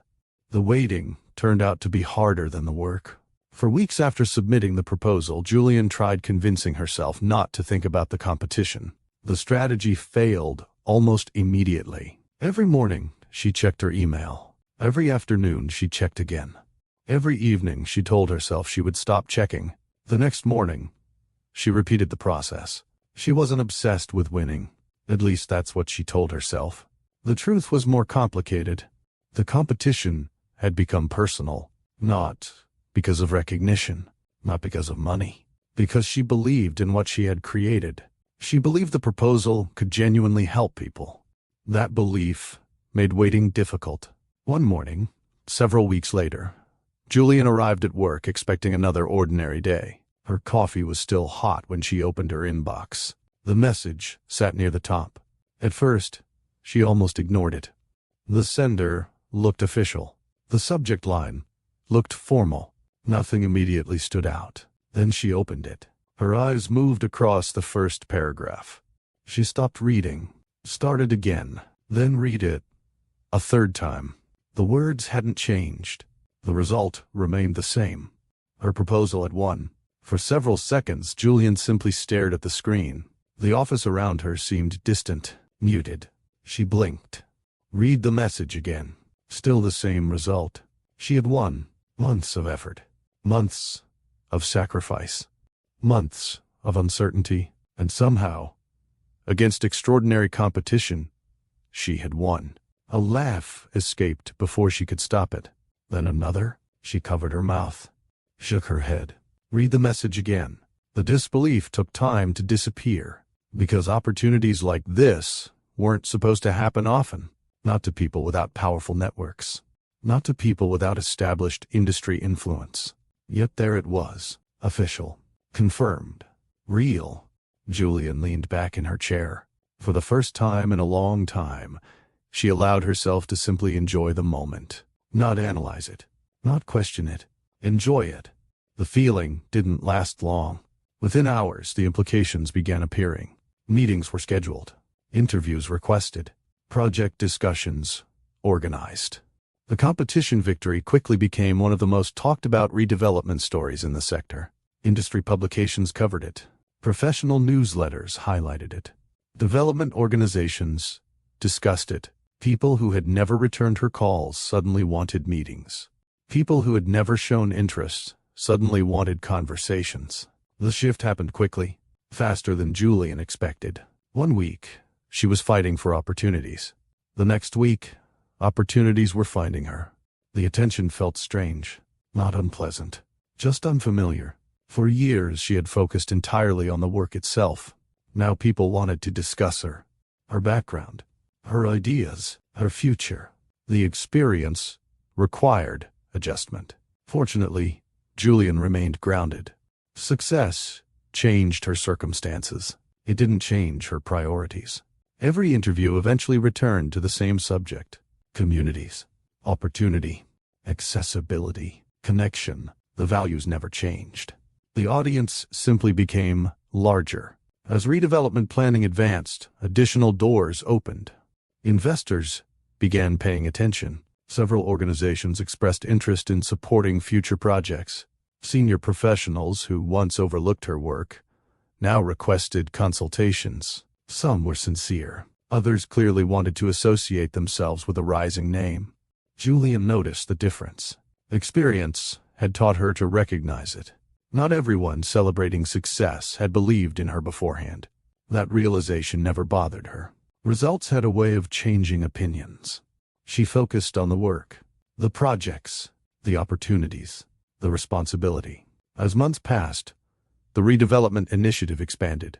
The scale increased. The complexity increased. The expectations increased. Many people wondered whether Julian could handle the pressure, not publicly, quietly, behind professional smiles, behind polite conversations. The doubts appeared in subtle ways. Questions she noticed.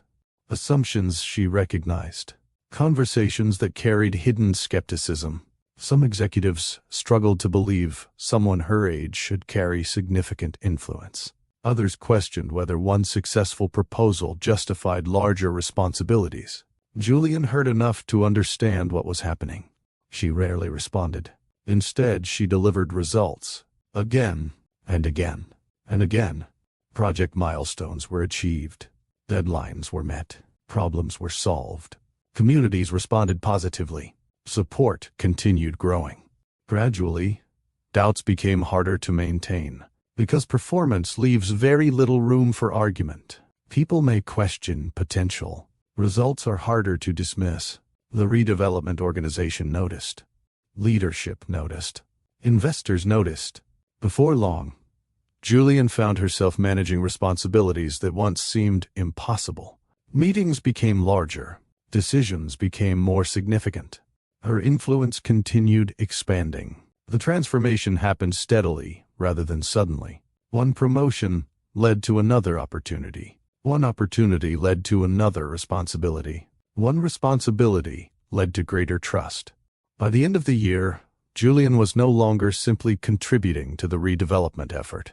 She had become one of its most respected leaders. The change was remarkable. Yet those closest to her understood something important. The success hadn't appeared overnight.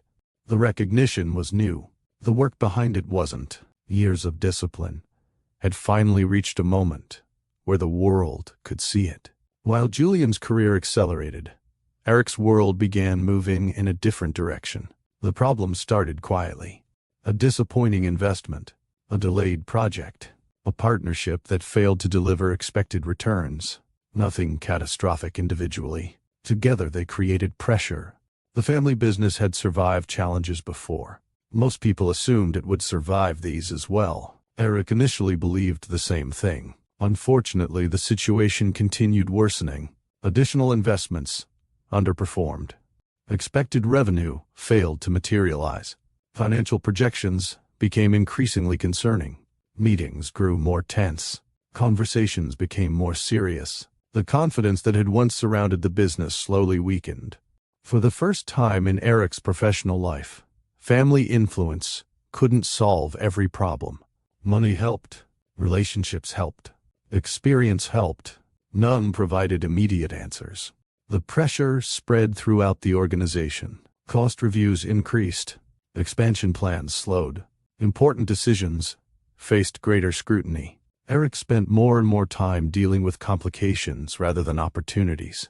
The contrast between his current reality and Julian's was impossible to ignore. Though he knew nothing about her recent success, and she knew nothing about his struggles, their lives continued moving separately, each unaware of how dramatically circumstances were changing for the other. Months later, another challenge emerged. A significant redevelopment partnership opportunity, one that could help stabilize several important business interests. The proposal attracted serious attention. Discussions began. Negotiations followed. Meetings multiplied.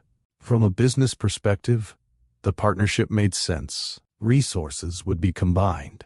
Responsibilities shared. Risk reduced. The family company needed it more than anyone wanted to admit. Eric became involved almost immediately. His experience made him a natural choice for liaison responsibilities. The role required communication, coordination, relationship management, areas where he traditionally performed well. He accepted without hesitation. At first, the assignment seemed straightforward. A major redevelopment partnership. Complex, certainly. Important, definitely, but manageable. The early planning documents began arriving. Organization charts, project structures, leadership outlines, operational frameworks. Eric reviewed them carefully. Most names meant very little to him. Industry professionals, executives, project managers. Nothing unusual. The negotiations continued progressing. The partnership moved closer to reality. Neither side fully understood how significant the collaboration would become. What Eric didn't know was that one particular name was already sitting inside those documents. A name he had not yet noticed. A name attached to increasing authority, increasing responsibility, increasing influence. Meanwhile, Julian continued leading major sections of the redevelopment effort, focused entirely on the future, focused entirely on the work, completely unaware that circumstances were quietly arranging a reunion neither of them expected, a reunion that would take place not in a restaurant, not over coffee, not during a personal conversation, but inside a boardroom where one person would walk in with authority, and the other would finally understand just how much had changed during the year they spent apart. The morning began like dozens of other meetings. At least, that's what Eric expected. He arrived early. Habit usually brought him to important meetings ahead of schedule. The redevelopment partnership had become one of the most significant projects currently connected to the family business. The stakes were high. The pressure remained constant, and everyone involved understood that the discussions taking place over the coming months could influence major decisions for years.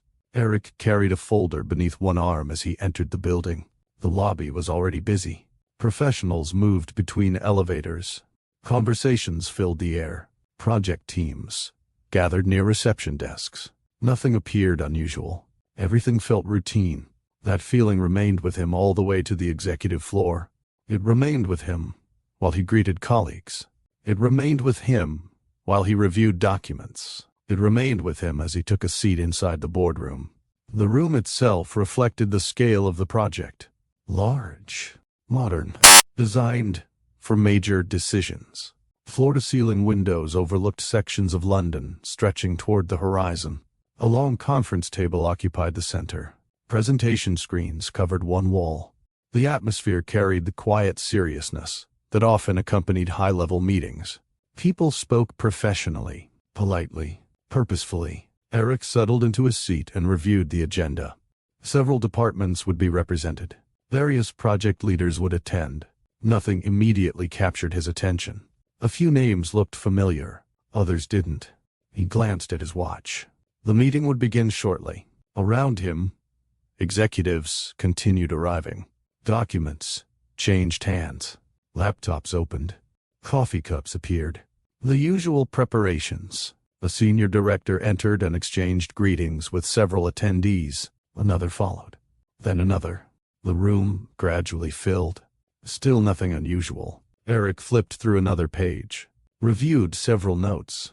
Made a few corrections. Then the doors opened. The reaction was immediate. Not dramatic. Not loud. Immediate. Conversations stopped. Several people turned toward the entrance. Others straightened in their seats. Within seconds, nearly everyone around the table rose to their feet. Eric frowned slightly. The response caught his attention. Someone important had obviously arrived.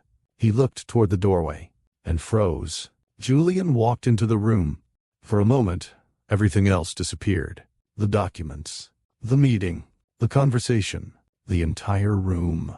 All of it faded behind a single realization. Julian? His mind struggled to catch up. A full year had passed since the restaurant. A full year since their final conversation. A full year since she had walked out of his life. And now she stood only a few meters away. The shock hit instantly.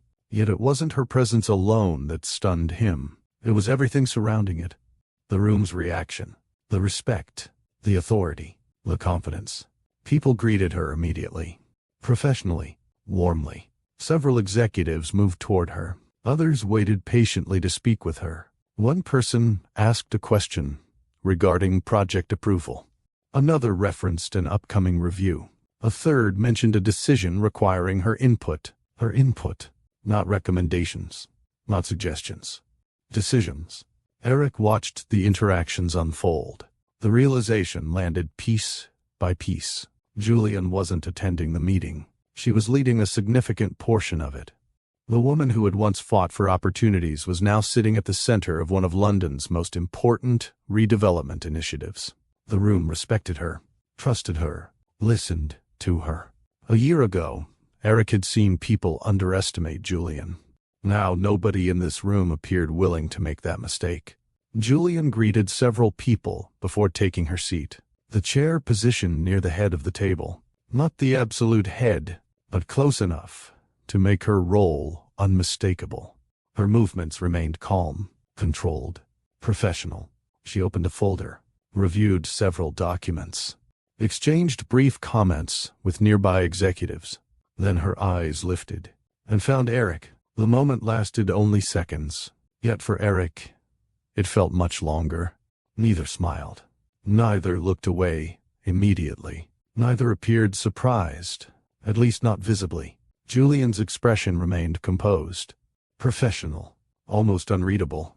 That unsettled him more than anger would have, because it meant she had already known he would be there. She had reviewed the participant list, reviewed the partnership structure, reviewed the personnel involved. She had prepared for this moment. Eric had not. His pulse quickened. Embarrassment followed close behind. Not because of the meeting, because of the memory that arrived alongside it. The restaurant, the silence, the disappointment in her eyes. The realization became impossible to avoid. Julian had spent the past year building something extraordinary. He had spent the same year regretting a decision he couldn't undo. Now their paths had crossed again, under completely different circumstances. The meeting officially began. Project updates were presented. Timelines discussed. Financial considerations reviewed. Eric forced himself to focus. Occasionally he succeeded. Often he didn't. Because every few minutes, he found himself noticing something new. The way Julian handled questions.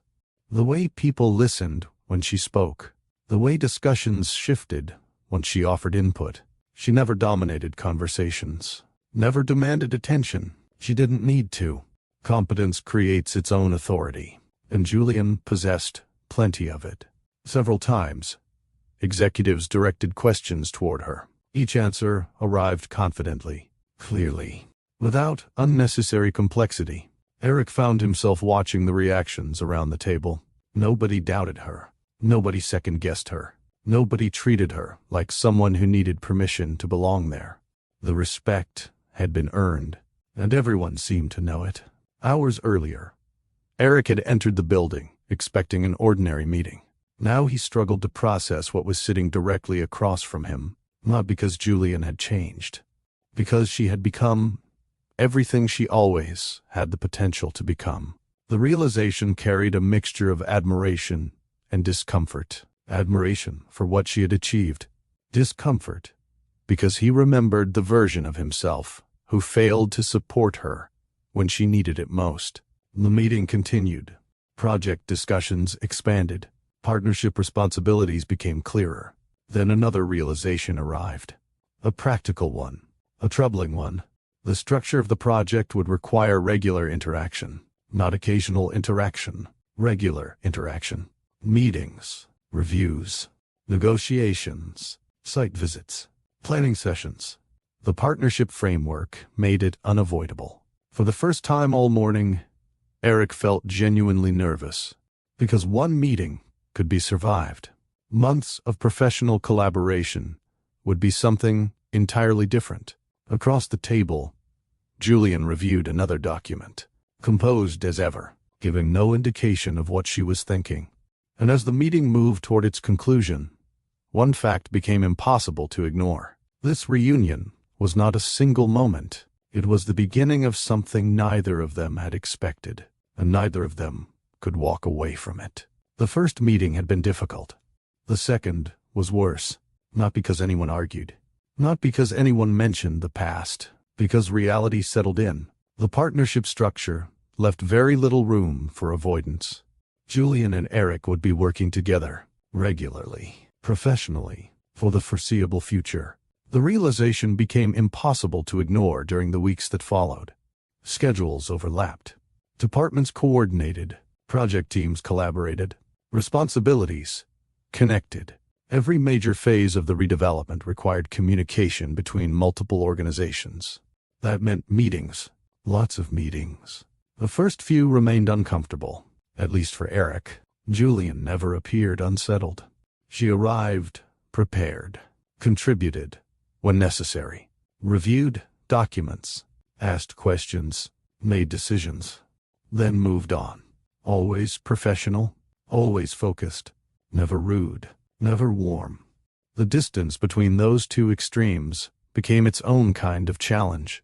Eric had expected anger, expected resentment, expected hostility. Instead, Julian treated him exactly the same way she treated everyone else. Nothing more, nothing less. That somehow felt harder, because it removed every excuse, every opportunity to blame emotion, every opportunity to dismiss the situation. She wasn't sabotaging him, wasn't punishing him, wasn't seeking revenge. She was simply doing her job, exceptionally well. The professionalism forced Eric to confront something uncomfortable. Julian had continued moving forward. The person struggling with the past wasn't her, it was him. The redevelopment project quickly expanded beyond conference rooms. Soon the teams began conducting regular site visits. Large sections of South London were scheduled for transformation. Planning required observation, evaluation, coordination. Problems looked different in person than they did on paper. One morning, several project leaders gathered at one of the future development zones. The area contained aging structures, underused public spaces, and infrastructure that had received limited attention for years. Eric arrived, carrying reports. Julian arrived carrying a notebook. The difference stood out immediately. Throughout the visit, Julian spent less time looking at documents and more time observing people. She watched how residents moved through the area. She studied pedestrian traffic. She paid attention to local businesses. She noticed details others missed. At one point, a discussion developed around a proposed design adjustment.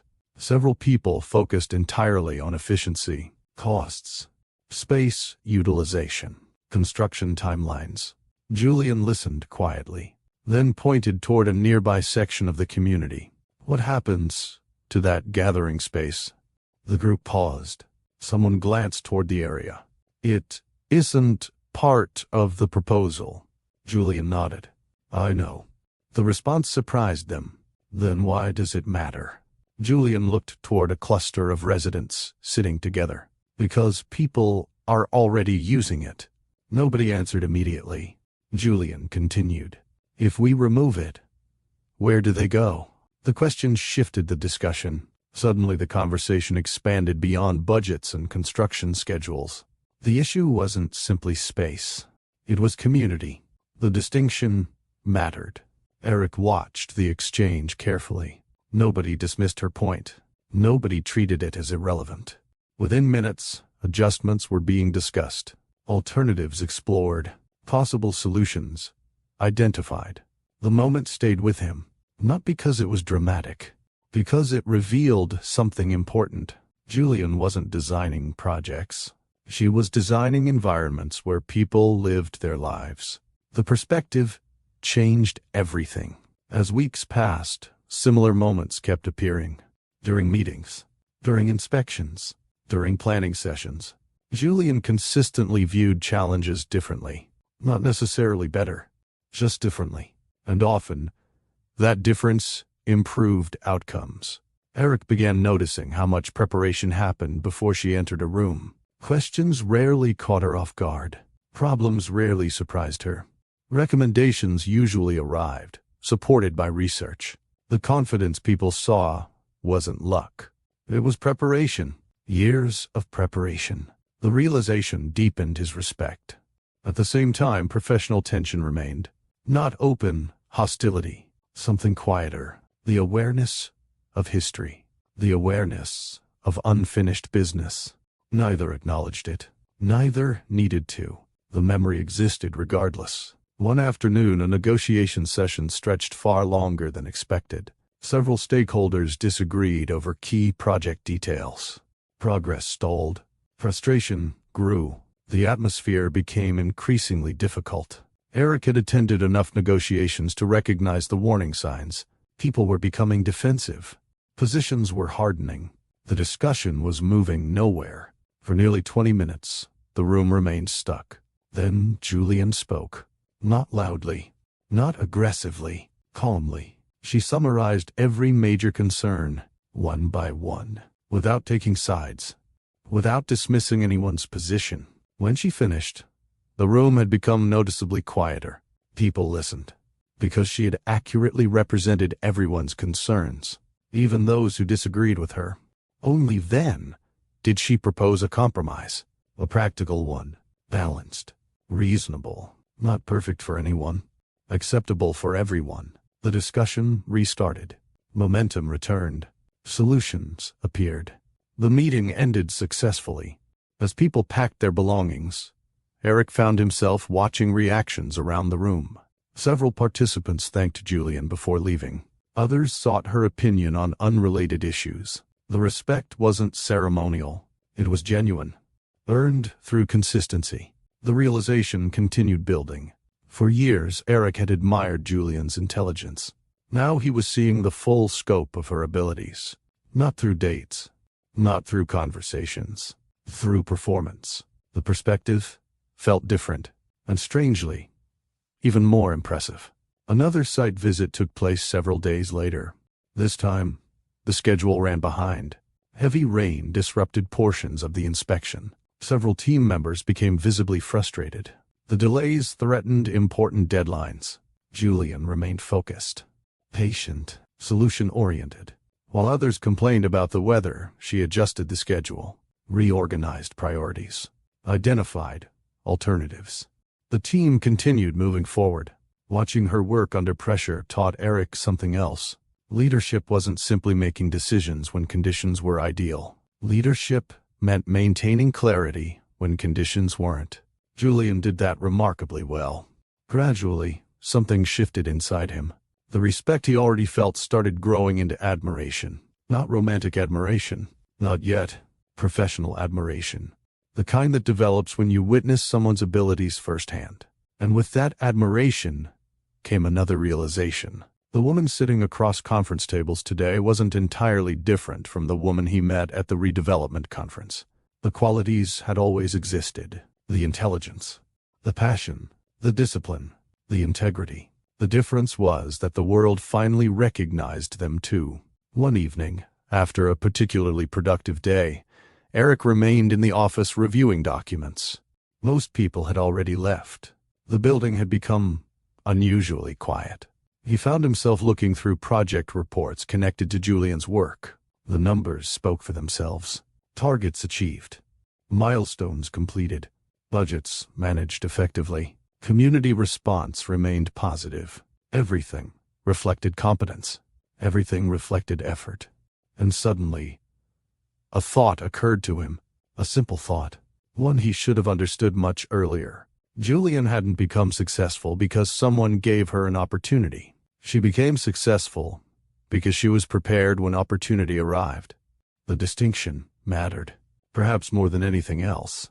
If you're enjoying this story so far, take a moment to like the video and subscribe to Mr. George Stories, and tell us in the comments, do you think Eric deserves a second chance? Or are some mistakes too important to forgive? Back inside the redevelopment project, neither Julian nor Eric knew where the future would lead. What they did know was that the partnership wasn't ending anytime soon. The work continued. The meetings continued.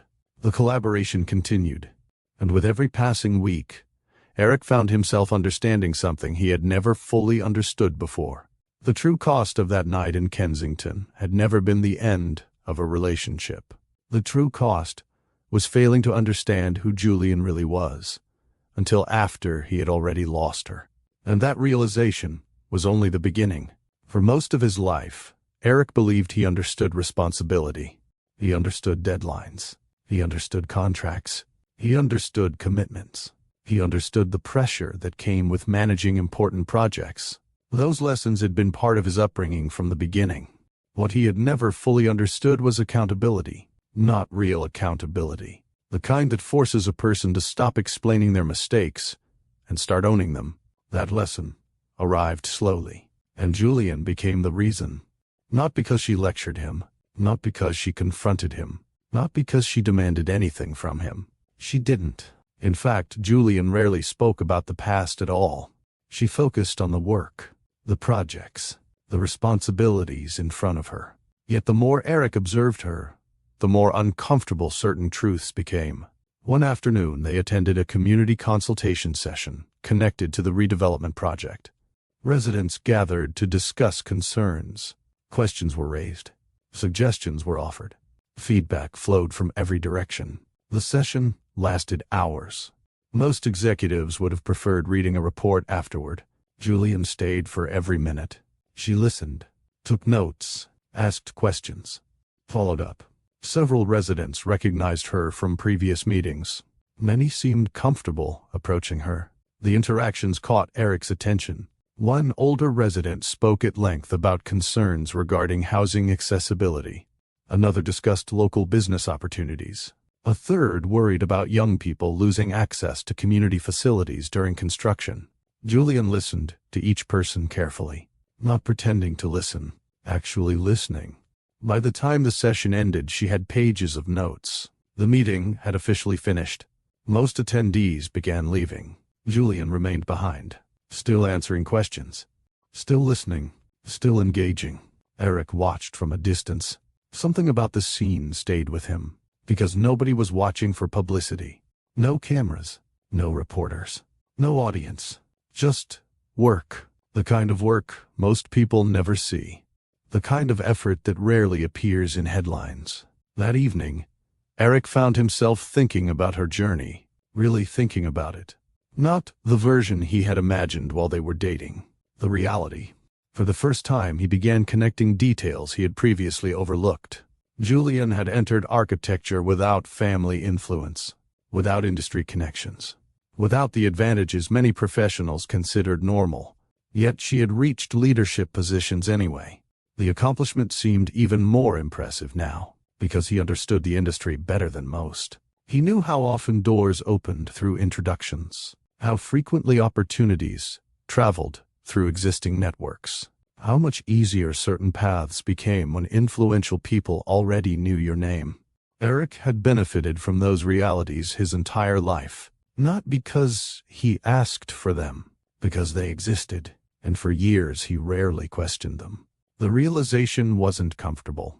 Several memories resurfaced: university admissions, professional introductions, business opportunities, conversations that had quietly smoothed difficult paths. He hadn't earned every advantage. Some arrived automatically. The thought lingered longer than expected. One morning, another moment forced the issue even further. A project review meeting had just concluded. Most people were leaving. Julian remained seated, reviewing documents. A senior executive approached. The interaction lasted only a few minutes. Afterward, the executive left. Eric noticed Julian exhale slowly. A small gesture, easy to miss, yet something about it caught his attention. Later that day, circumstances placed them briefly in the same discussion group. Professional topics dominated the conversation.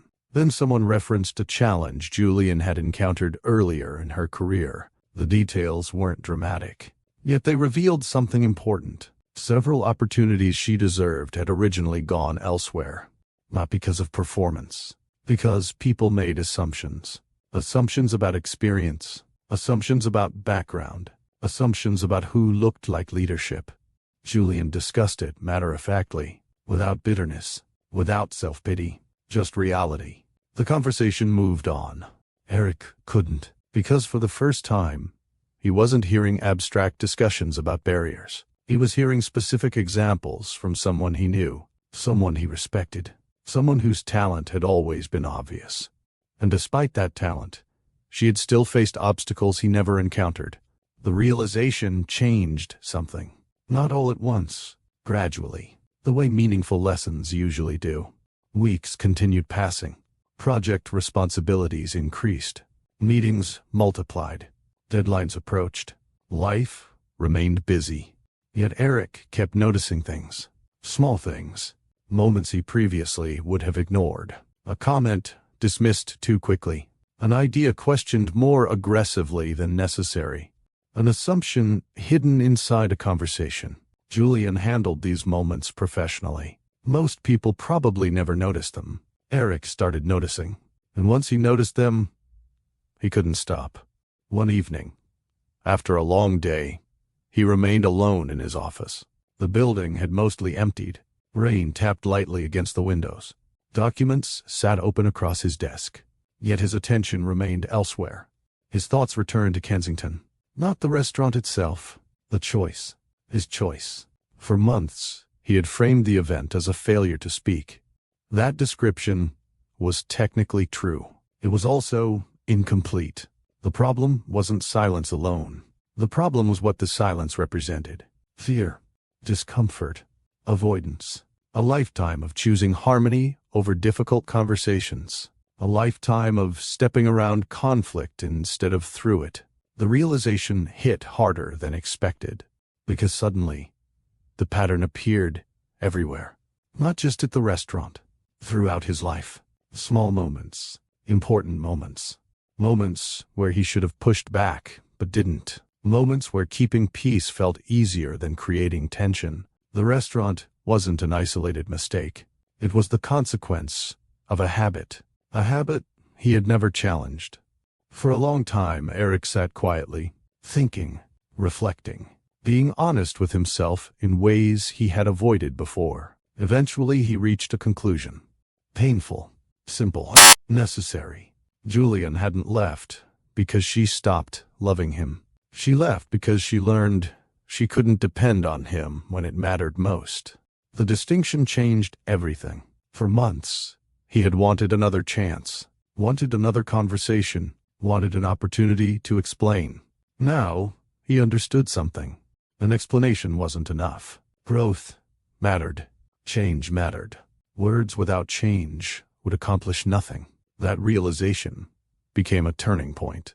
Not in the relationship, in him. The following weeks brought further reflection, further observation, further honesty. The more he examined his life, the clearer the issue became. Avoiding conflict had protected him from temporary discomfort. It had also prevented growth, real growth, the kind that requires difficult decisions, difficult conversations, difficult truths. And eventually, his thoughts returned to the people who unknowingly stood at the center of everything. His parents. For months, he had avoided that reality. Not intentionally, simply because confronting it felt uncomfortable. There was that word again. Comfort. The same force that had shaped so many decisions. The same force that had cost him so much. One evening, Eric sat alone at home reviewing project notes. His attention drifted. The documents blurred. The answer had become impossible to avoid. If he genuinely wanted to change, the process had to start somewhere. Not tomorrow. Not eventually. Now. His phone sat nearby. For several minutes he stared at it, thinking. Not about arguments. Not about winning debates. Not about proving anyone wrong. About honesty. For the first time in his life, he was prepared to risk disapproval. Prepared to risk discomfort. Prepared to say things that needed saying. The realization felt unfamiliar, yet strangely liberating, because courage isn't the absence of fear. Sometimes courage is simply deciding that fear no longer gets the final vote. Eric picked up the phone, looked at the screen, and made a decision he should have made a long time ago. The next conversation with his parents would be different. Not emotional, not dramatic, clear, honest, necessary. And whether they liked it or not, he was finally going to stop allowing other people to define what respect looked like. For the first time since Julian walked out of that restaurant, Eric wasn't focused on repairing the past. He was focused on becoming someone worthy of a better future. And that journey was finally beginning. For most of his life, difficult conversations followed a predictable pattern. Eric avoided them. Not completely. Not obviously. He simply found ways around them. A different subject. A delayed response. A compromise. A polite smile. The strategy had worked often enough that it became instinct. Whenever tension appeared, his first reaction was usually the same. Keep the peace. Move forward. Avoid conflict. The problem was that some conversations cannot be avoided forever. Eventually they return. And this time Eric knew exactly which conversation had been waiting for him. The decision had already been made. Now he simply needed to follow through.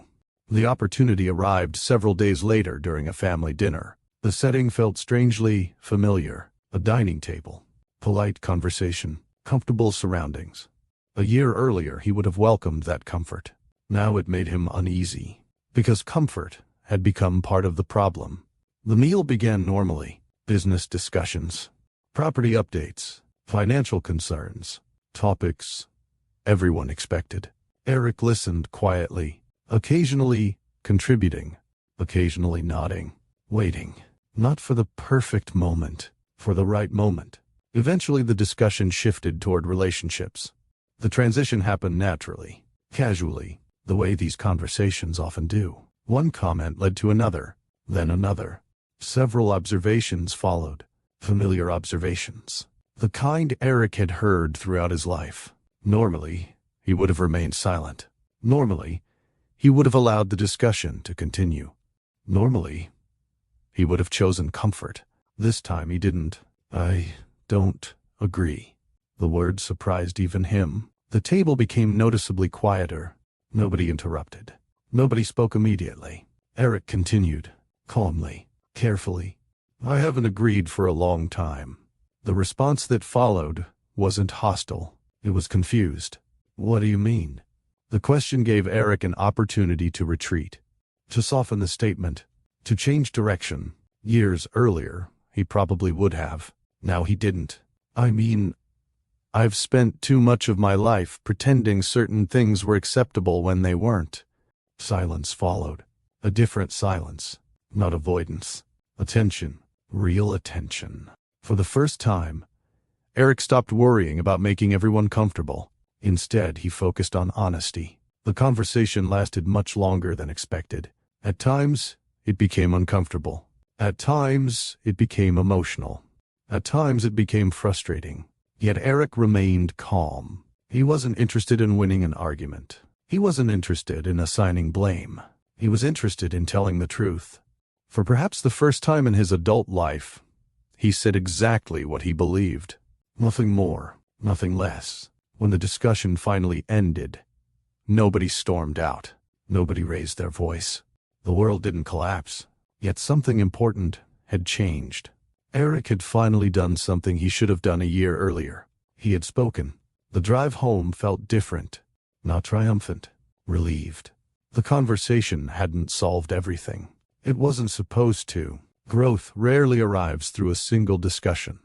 What mattered was the decision itself. The willingness to stop hiding behind comfort. The willingness to risk disagreement. The willingness to stand by his values. The realization stayed with him for days, then weeks, and slowly, the change began appearing elsewhere. In meetings, in negotiations, in everyday interactions. People noticed, not dramatically.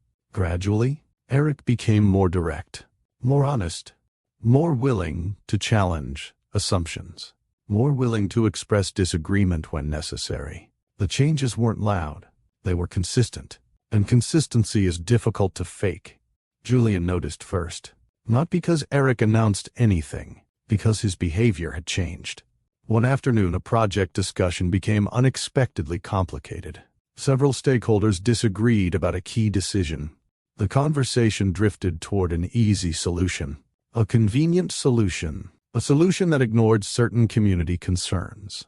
A year earlier, Eric might have accepted it. This time he didn't. He raised questions, asked for clarification, requested further review. The conversation shifted. The outcome improved.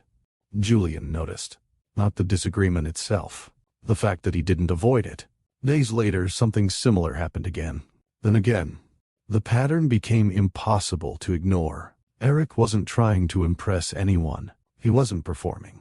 He wasn't seeking approval. He simply appeared different, more grounded, more certain, more willing to stand where he believed he should stand. Julian observed quietly. She made no comment, no acknowledgement, no discussion. Trust does not return because someone behaves differently for a few weeks. Trust returns because someone behaves differently for a long time. She understood that. So she watched. Nothing more, nothing less. Months earlier, Eric would have found that frustrating. Now he understood it. He had earned caution. He hadn't earned trust. Not yet. The distinction mattered. As redevelopment work continued, their professional interactions remained respectful, efficient, focused. Neither crossed personal boundaries. Neither forced conversations that didn't belong. Yet something subtle continued changing. The tension that once dominated every interaction slowly weakened.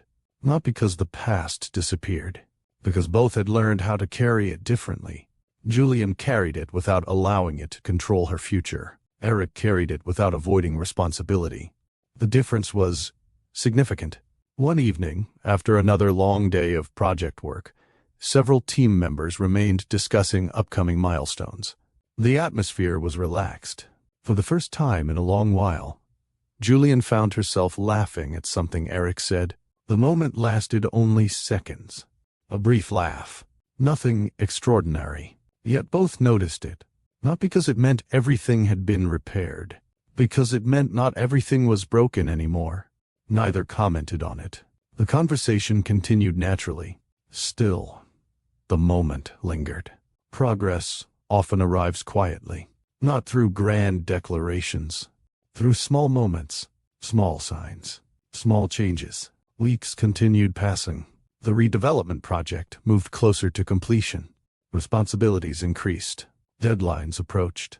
Success seemed increasingly likely. And throughout it all, Julian continued noticing the same thing. Eric wasn't the man who sat silently in Kensington. At least, not anymore. The difference didn't erase the past. It didn't erase the hurt. It didn't erase the disappointment. But it mattered. Because change only becomes meaningful when it survives time. And for the first time since they reunited, Julian found herself wondering something she hadn't allowed herself to consider before. Not whether she trusted him. She wasn't there yet. Whether the person standing in front of her was becoming someone she could eventually trust. The answer remained unclear. But for the first time, the question itself existed.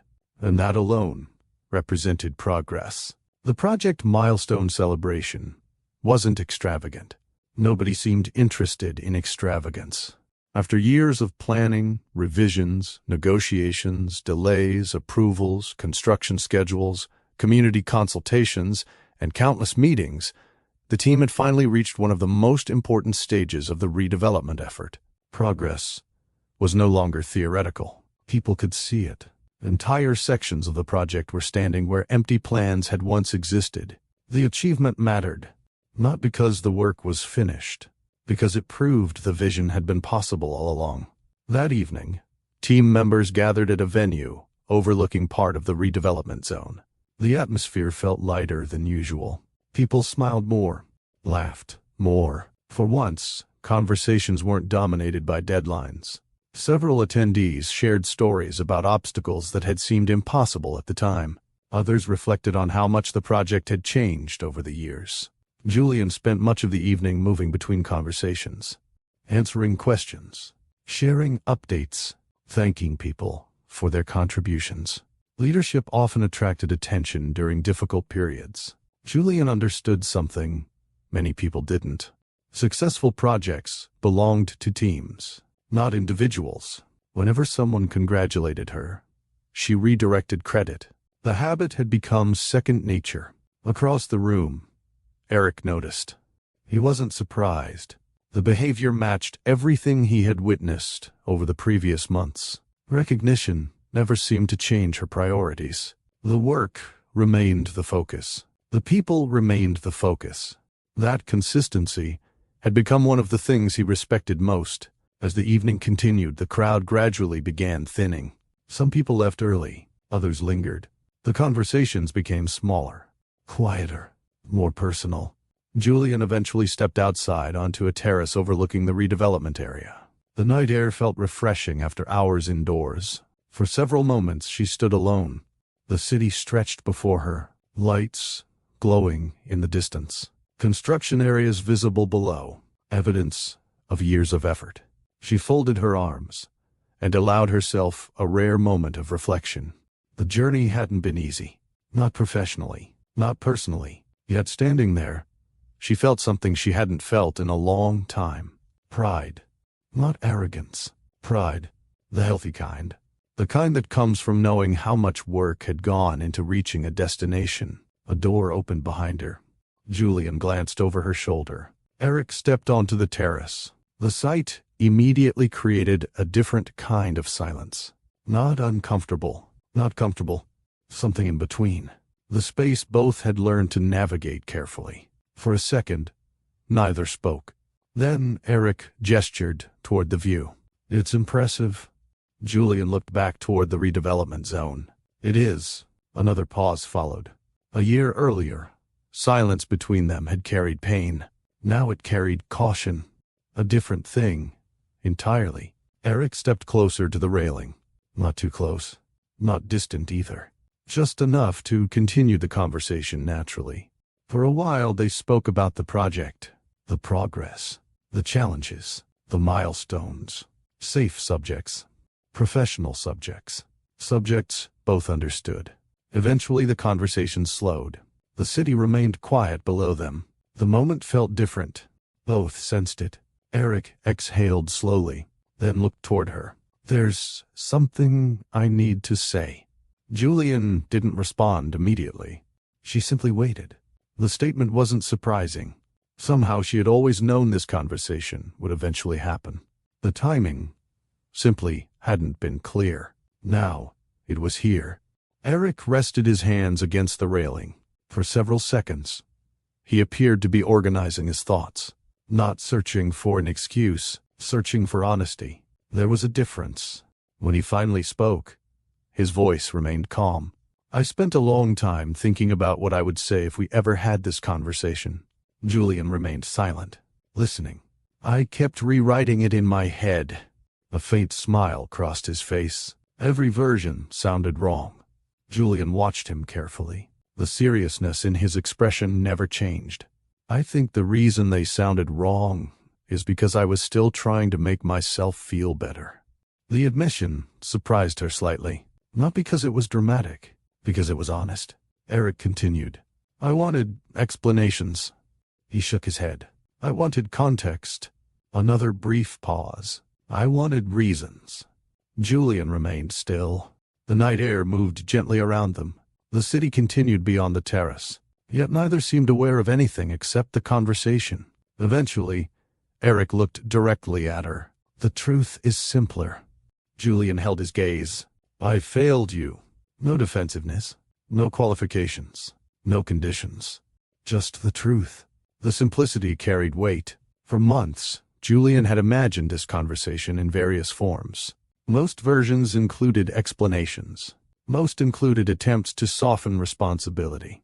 This wasn't that, Eric continued. You looked at me that night because you trusted me. His voice remained steady, and I didn't show up. Julian felt something tighten inside her chest. Not anger, memory. The difference mattered. I knew exactly what was happening. Eric's gaze dropped briefly before returning to hers. I understood what was being said. Another pause. I just didn't have the courage to do what I should have done. The honesty made it difficult to look away, because excuses create distance. Honesty doesn't. Eric wasn't asking for sympathy. He wasn't defending himself. He wasn't trying to reshape the story. He was accepting it. I've spent a year wishing I could change that moment. A faint laugh escaped him, not a happy laugh. The kind people make when confronting uncomfortable truths. The problem is, I can't. Julian remained quiet. He continued. The only thing I can do is admit it. Another pause settled between them. The silence felt different now, not avoidance, reflection. Eric looked toward the city, then back toward her. I'm sorry, Julian. The words arrived softly, yet they carried more weight than anything else he had said, because they weren't attached to conditions. No if, no but, no however. Just an apology, nothing more. For several seconds, Julian said nothing. The response wasn't intentional. She genuinely needed time. Not because she hadn't expected the apology, because she had. What she hadn't expected was the absence of excuses. That changed everything, and nothing, at the same time.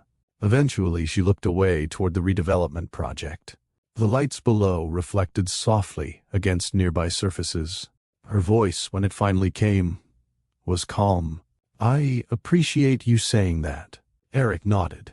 He didn't interrupt, didn't push, didn't ask for more. Julian continued.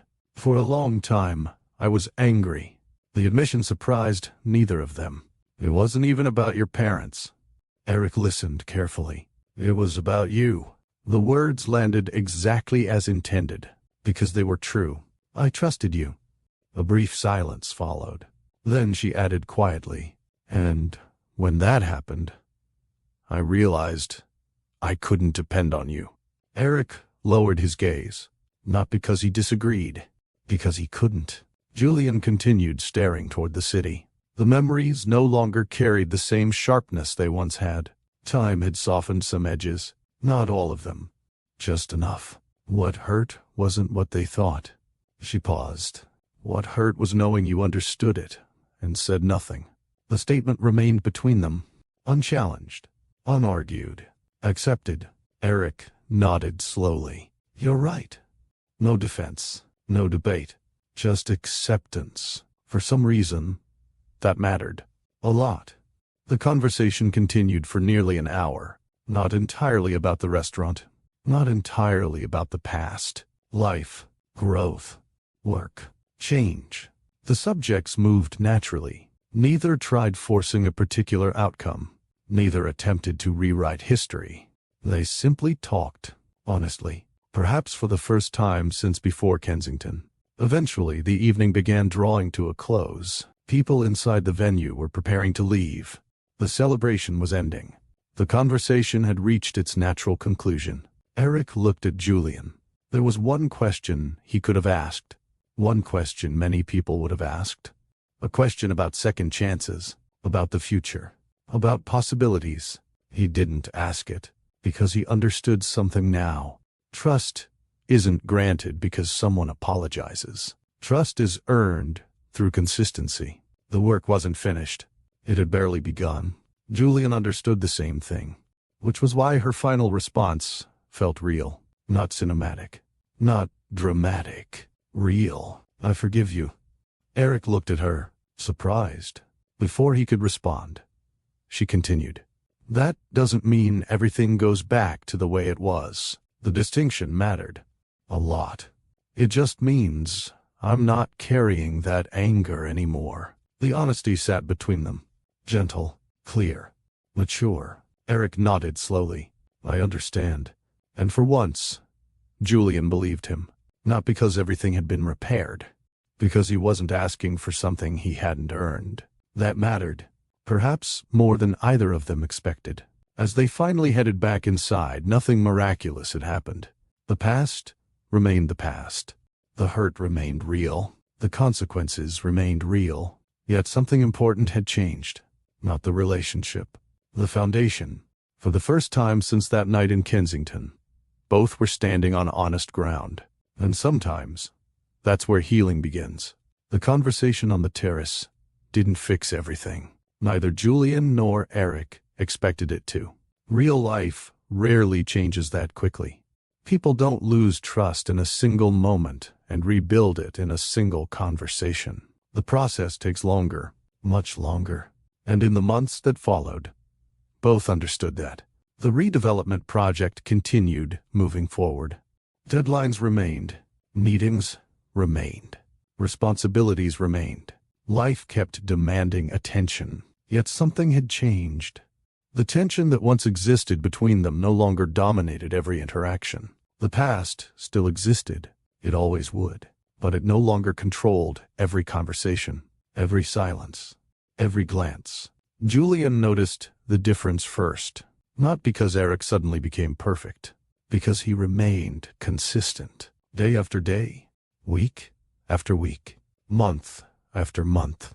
The version of Eric she saw after the terrace conversation was the same version she saw in meetings, the same version she saw during negotiations, the same version she saw during site visits.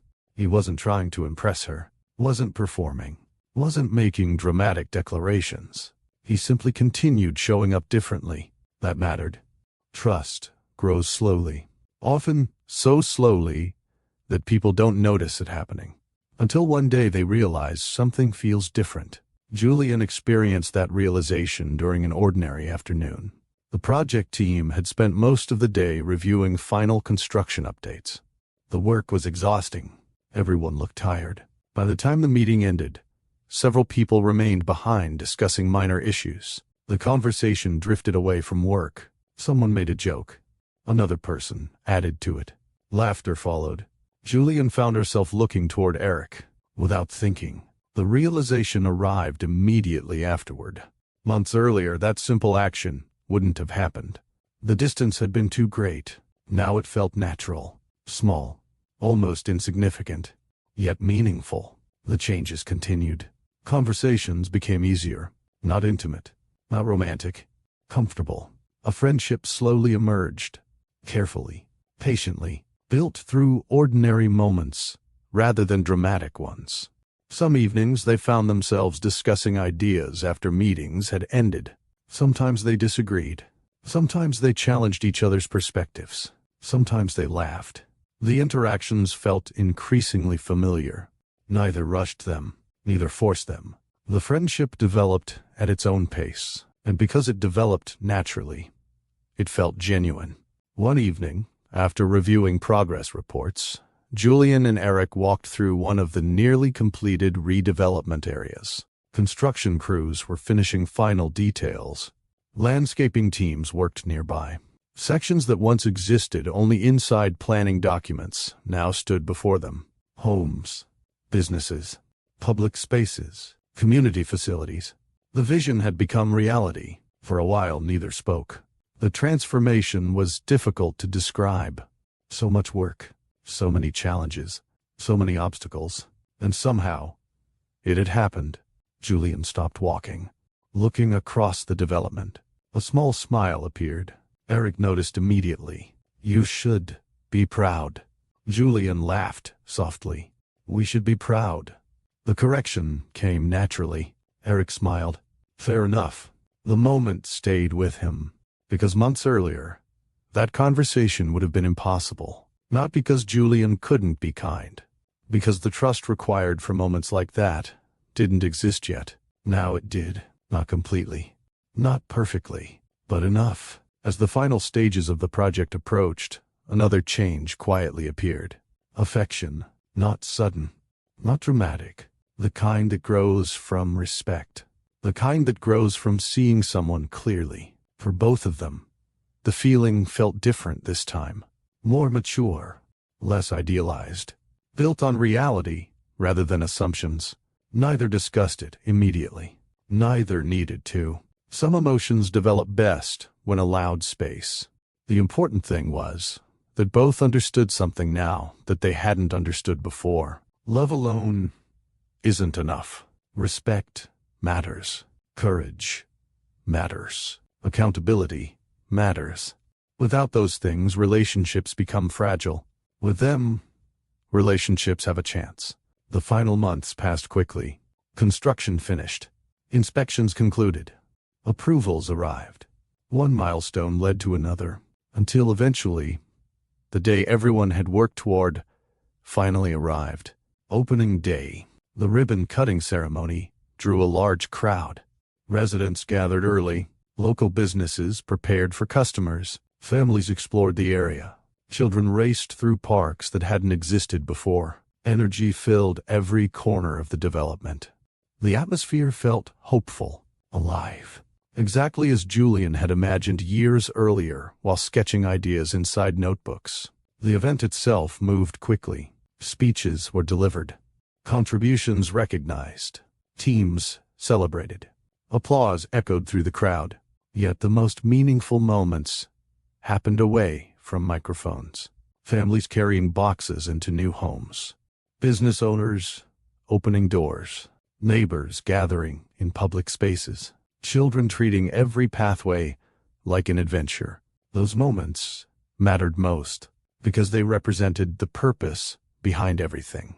Opportunity, community, connection. As the formal ceremony concluded, the crowd gradually dispersed throughout the development. Conversations continued. Laughter echoed across public spaces. Life began settling into the community that so many people had worked to create. Julian stepped away from the center of the activity. She found a quiet place overlooking part of the development. From there she could see families exploring the area, children playing, local businesses welcoming visitors, green spaces filled with activity. For a long moment, she simply stood there, taking it all in. The journey flashed through her mind. Childhood sketches, long nights studying, professional setbacks, the conference, the relationship, the heartbreak, the competition, the victory, the leadership, responsibilities. Every step had somehow led here, to this moment, to this community, to this view. A voice interrupted her thoughts. Quite a difference. Julian smiled before turning. She already knew who it was. Eric stepped beside her. Not too close. Not distant. Beside her. Exactly beside her. Both looked out across the development. Neither spoke for a few moments. They didn't need to. The scene spoke for itself. Eventually, Eric nodded toward a group of children running through one of the parks. Looks like they're approving the design. Julian laughed. The toughest critics, without question. The smile remained comfortable, genuine. They stood quietly together, watching the community begin its next chapter. And as Julian looked across everything they had helped build, another realization settled gently into place. Some chapters end, others evolve. The relationship she once had with Eric had ended the night she walked out of that restaurant. That part of their story was gone. But the people standing here today weren't the same people who sat at that table. Julian had grown. Eric had grown. Pain had forced lessons neither wanted.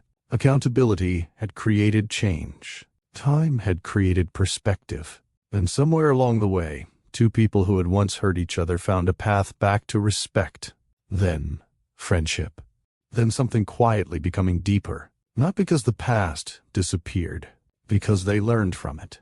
Eric glanced toward her. Julian looked back. No grand speech followed. No dramatic declaration. Just understanding. The kind that only exists when two people truly see each other. Beside them, the community continued thriving. Families moved into homes. Businesses welcomed customers. Children filled parks with laughter. The future stretched ahead, full of possibility. And for the first time, Eric stood exactly where he should have stood from the beginning. Not above her, not ahead of her, beside her. If this story touched you, take a moment to like this video, leave a comment, and subscribe to Mr. Georges Stories. Tell us, do you believe people can truly change? Or do some mistakes define us forever? We'd love to hear your thoughts. And remember this lesson.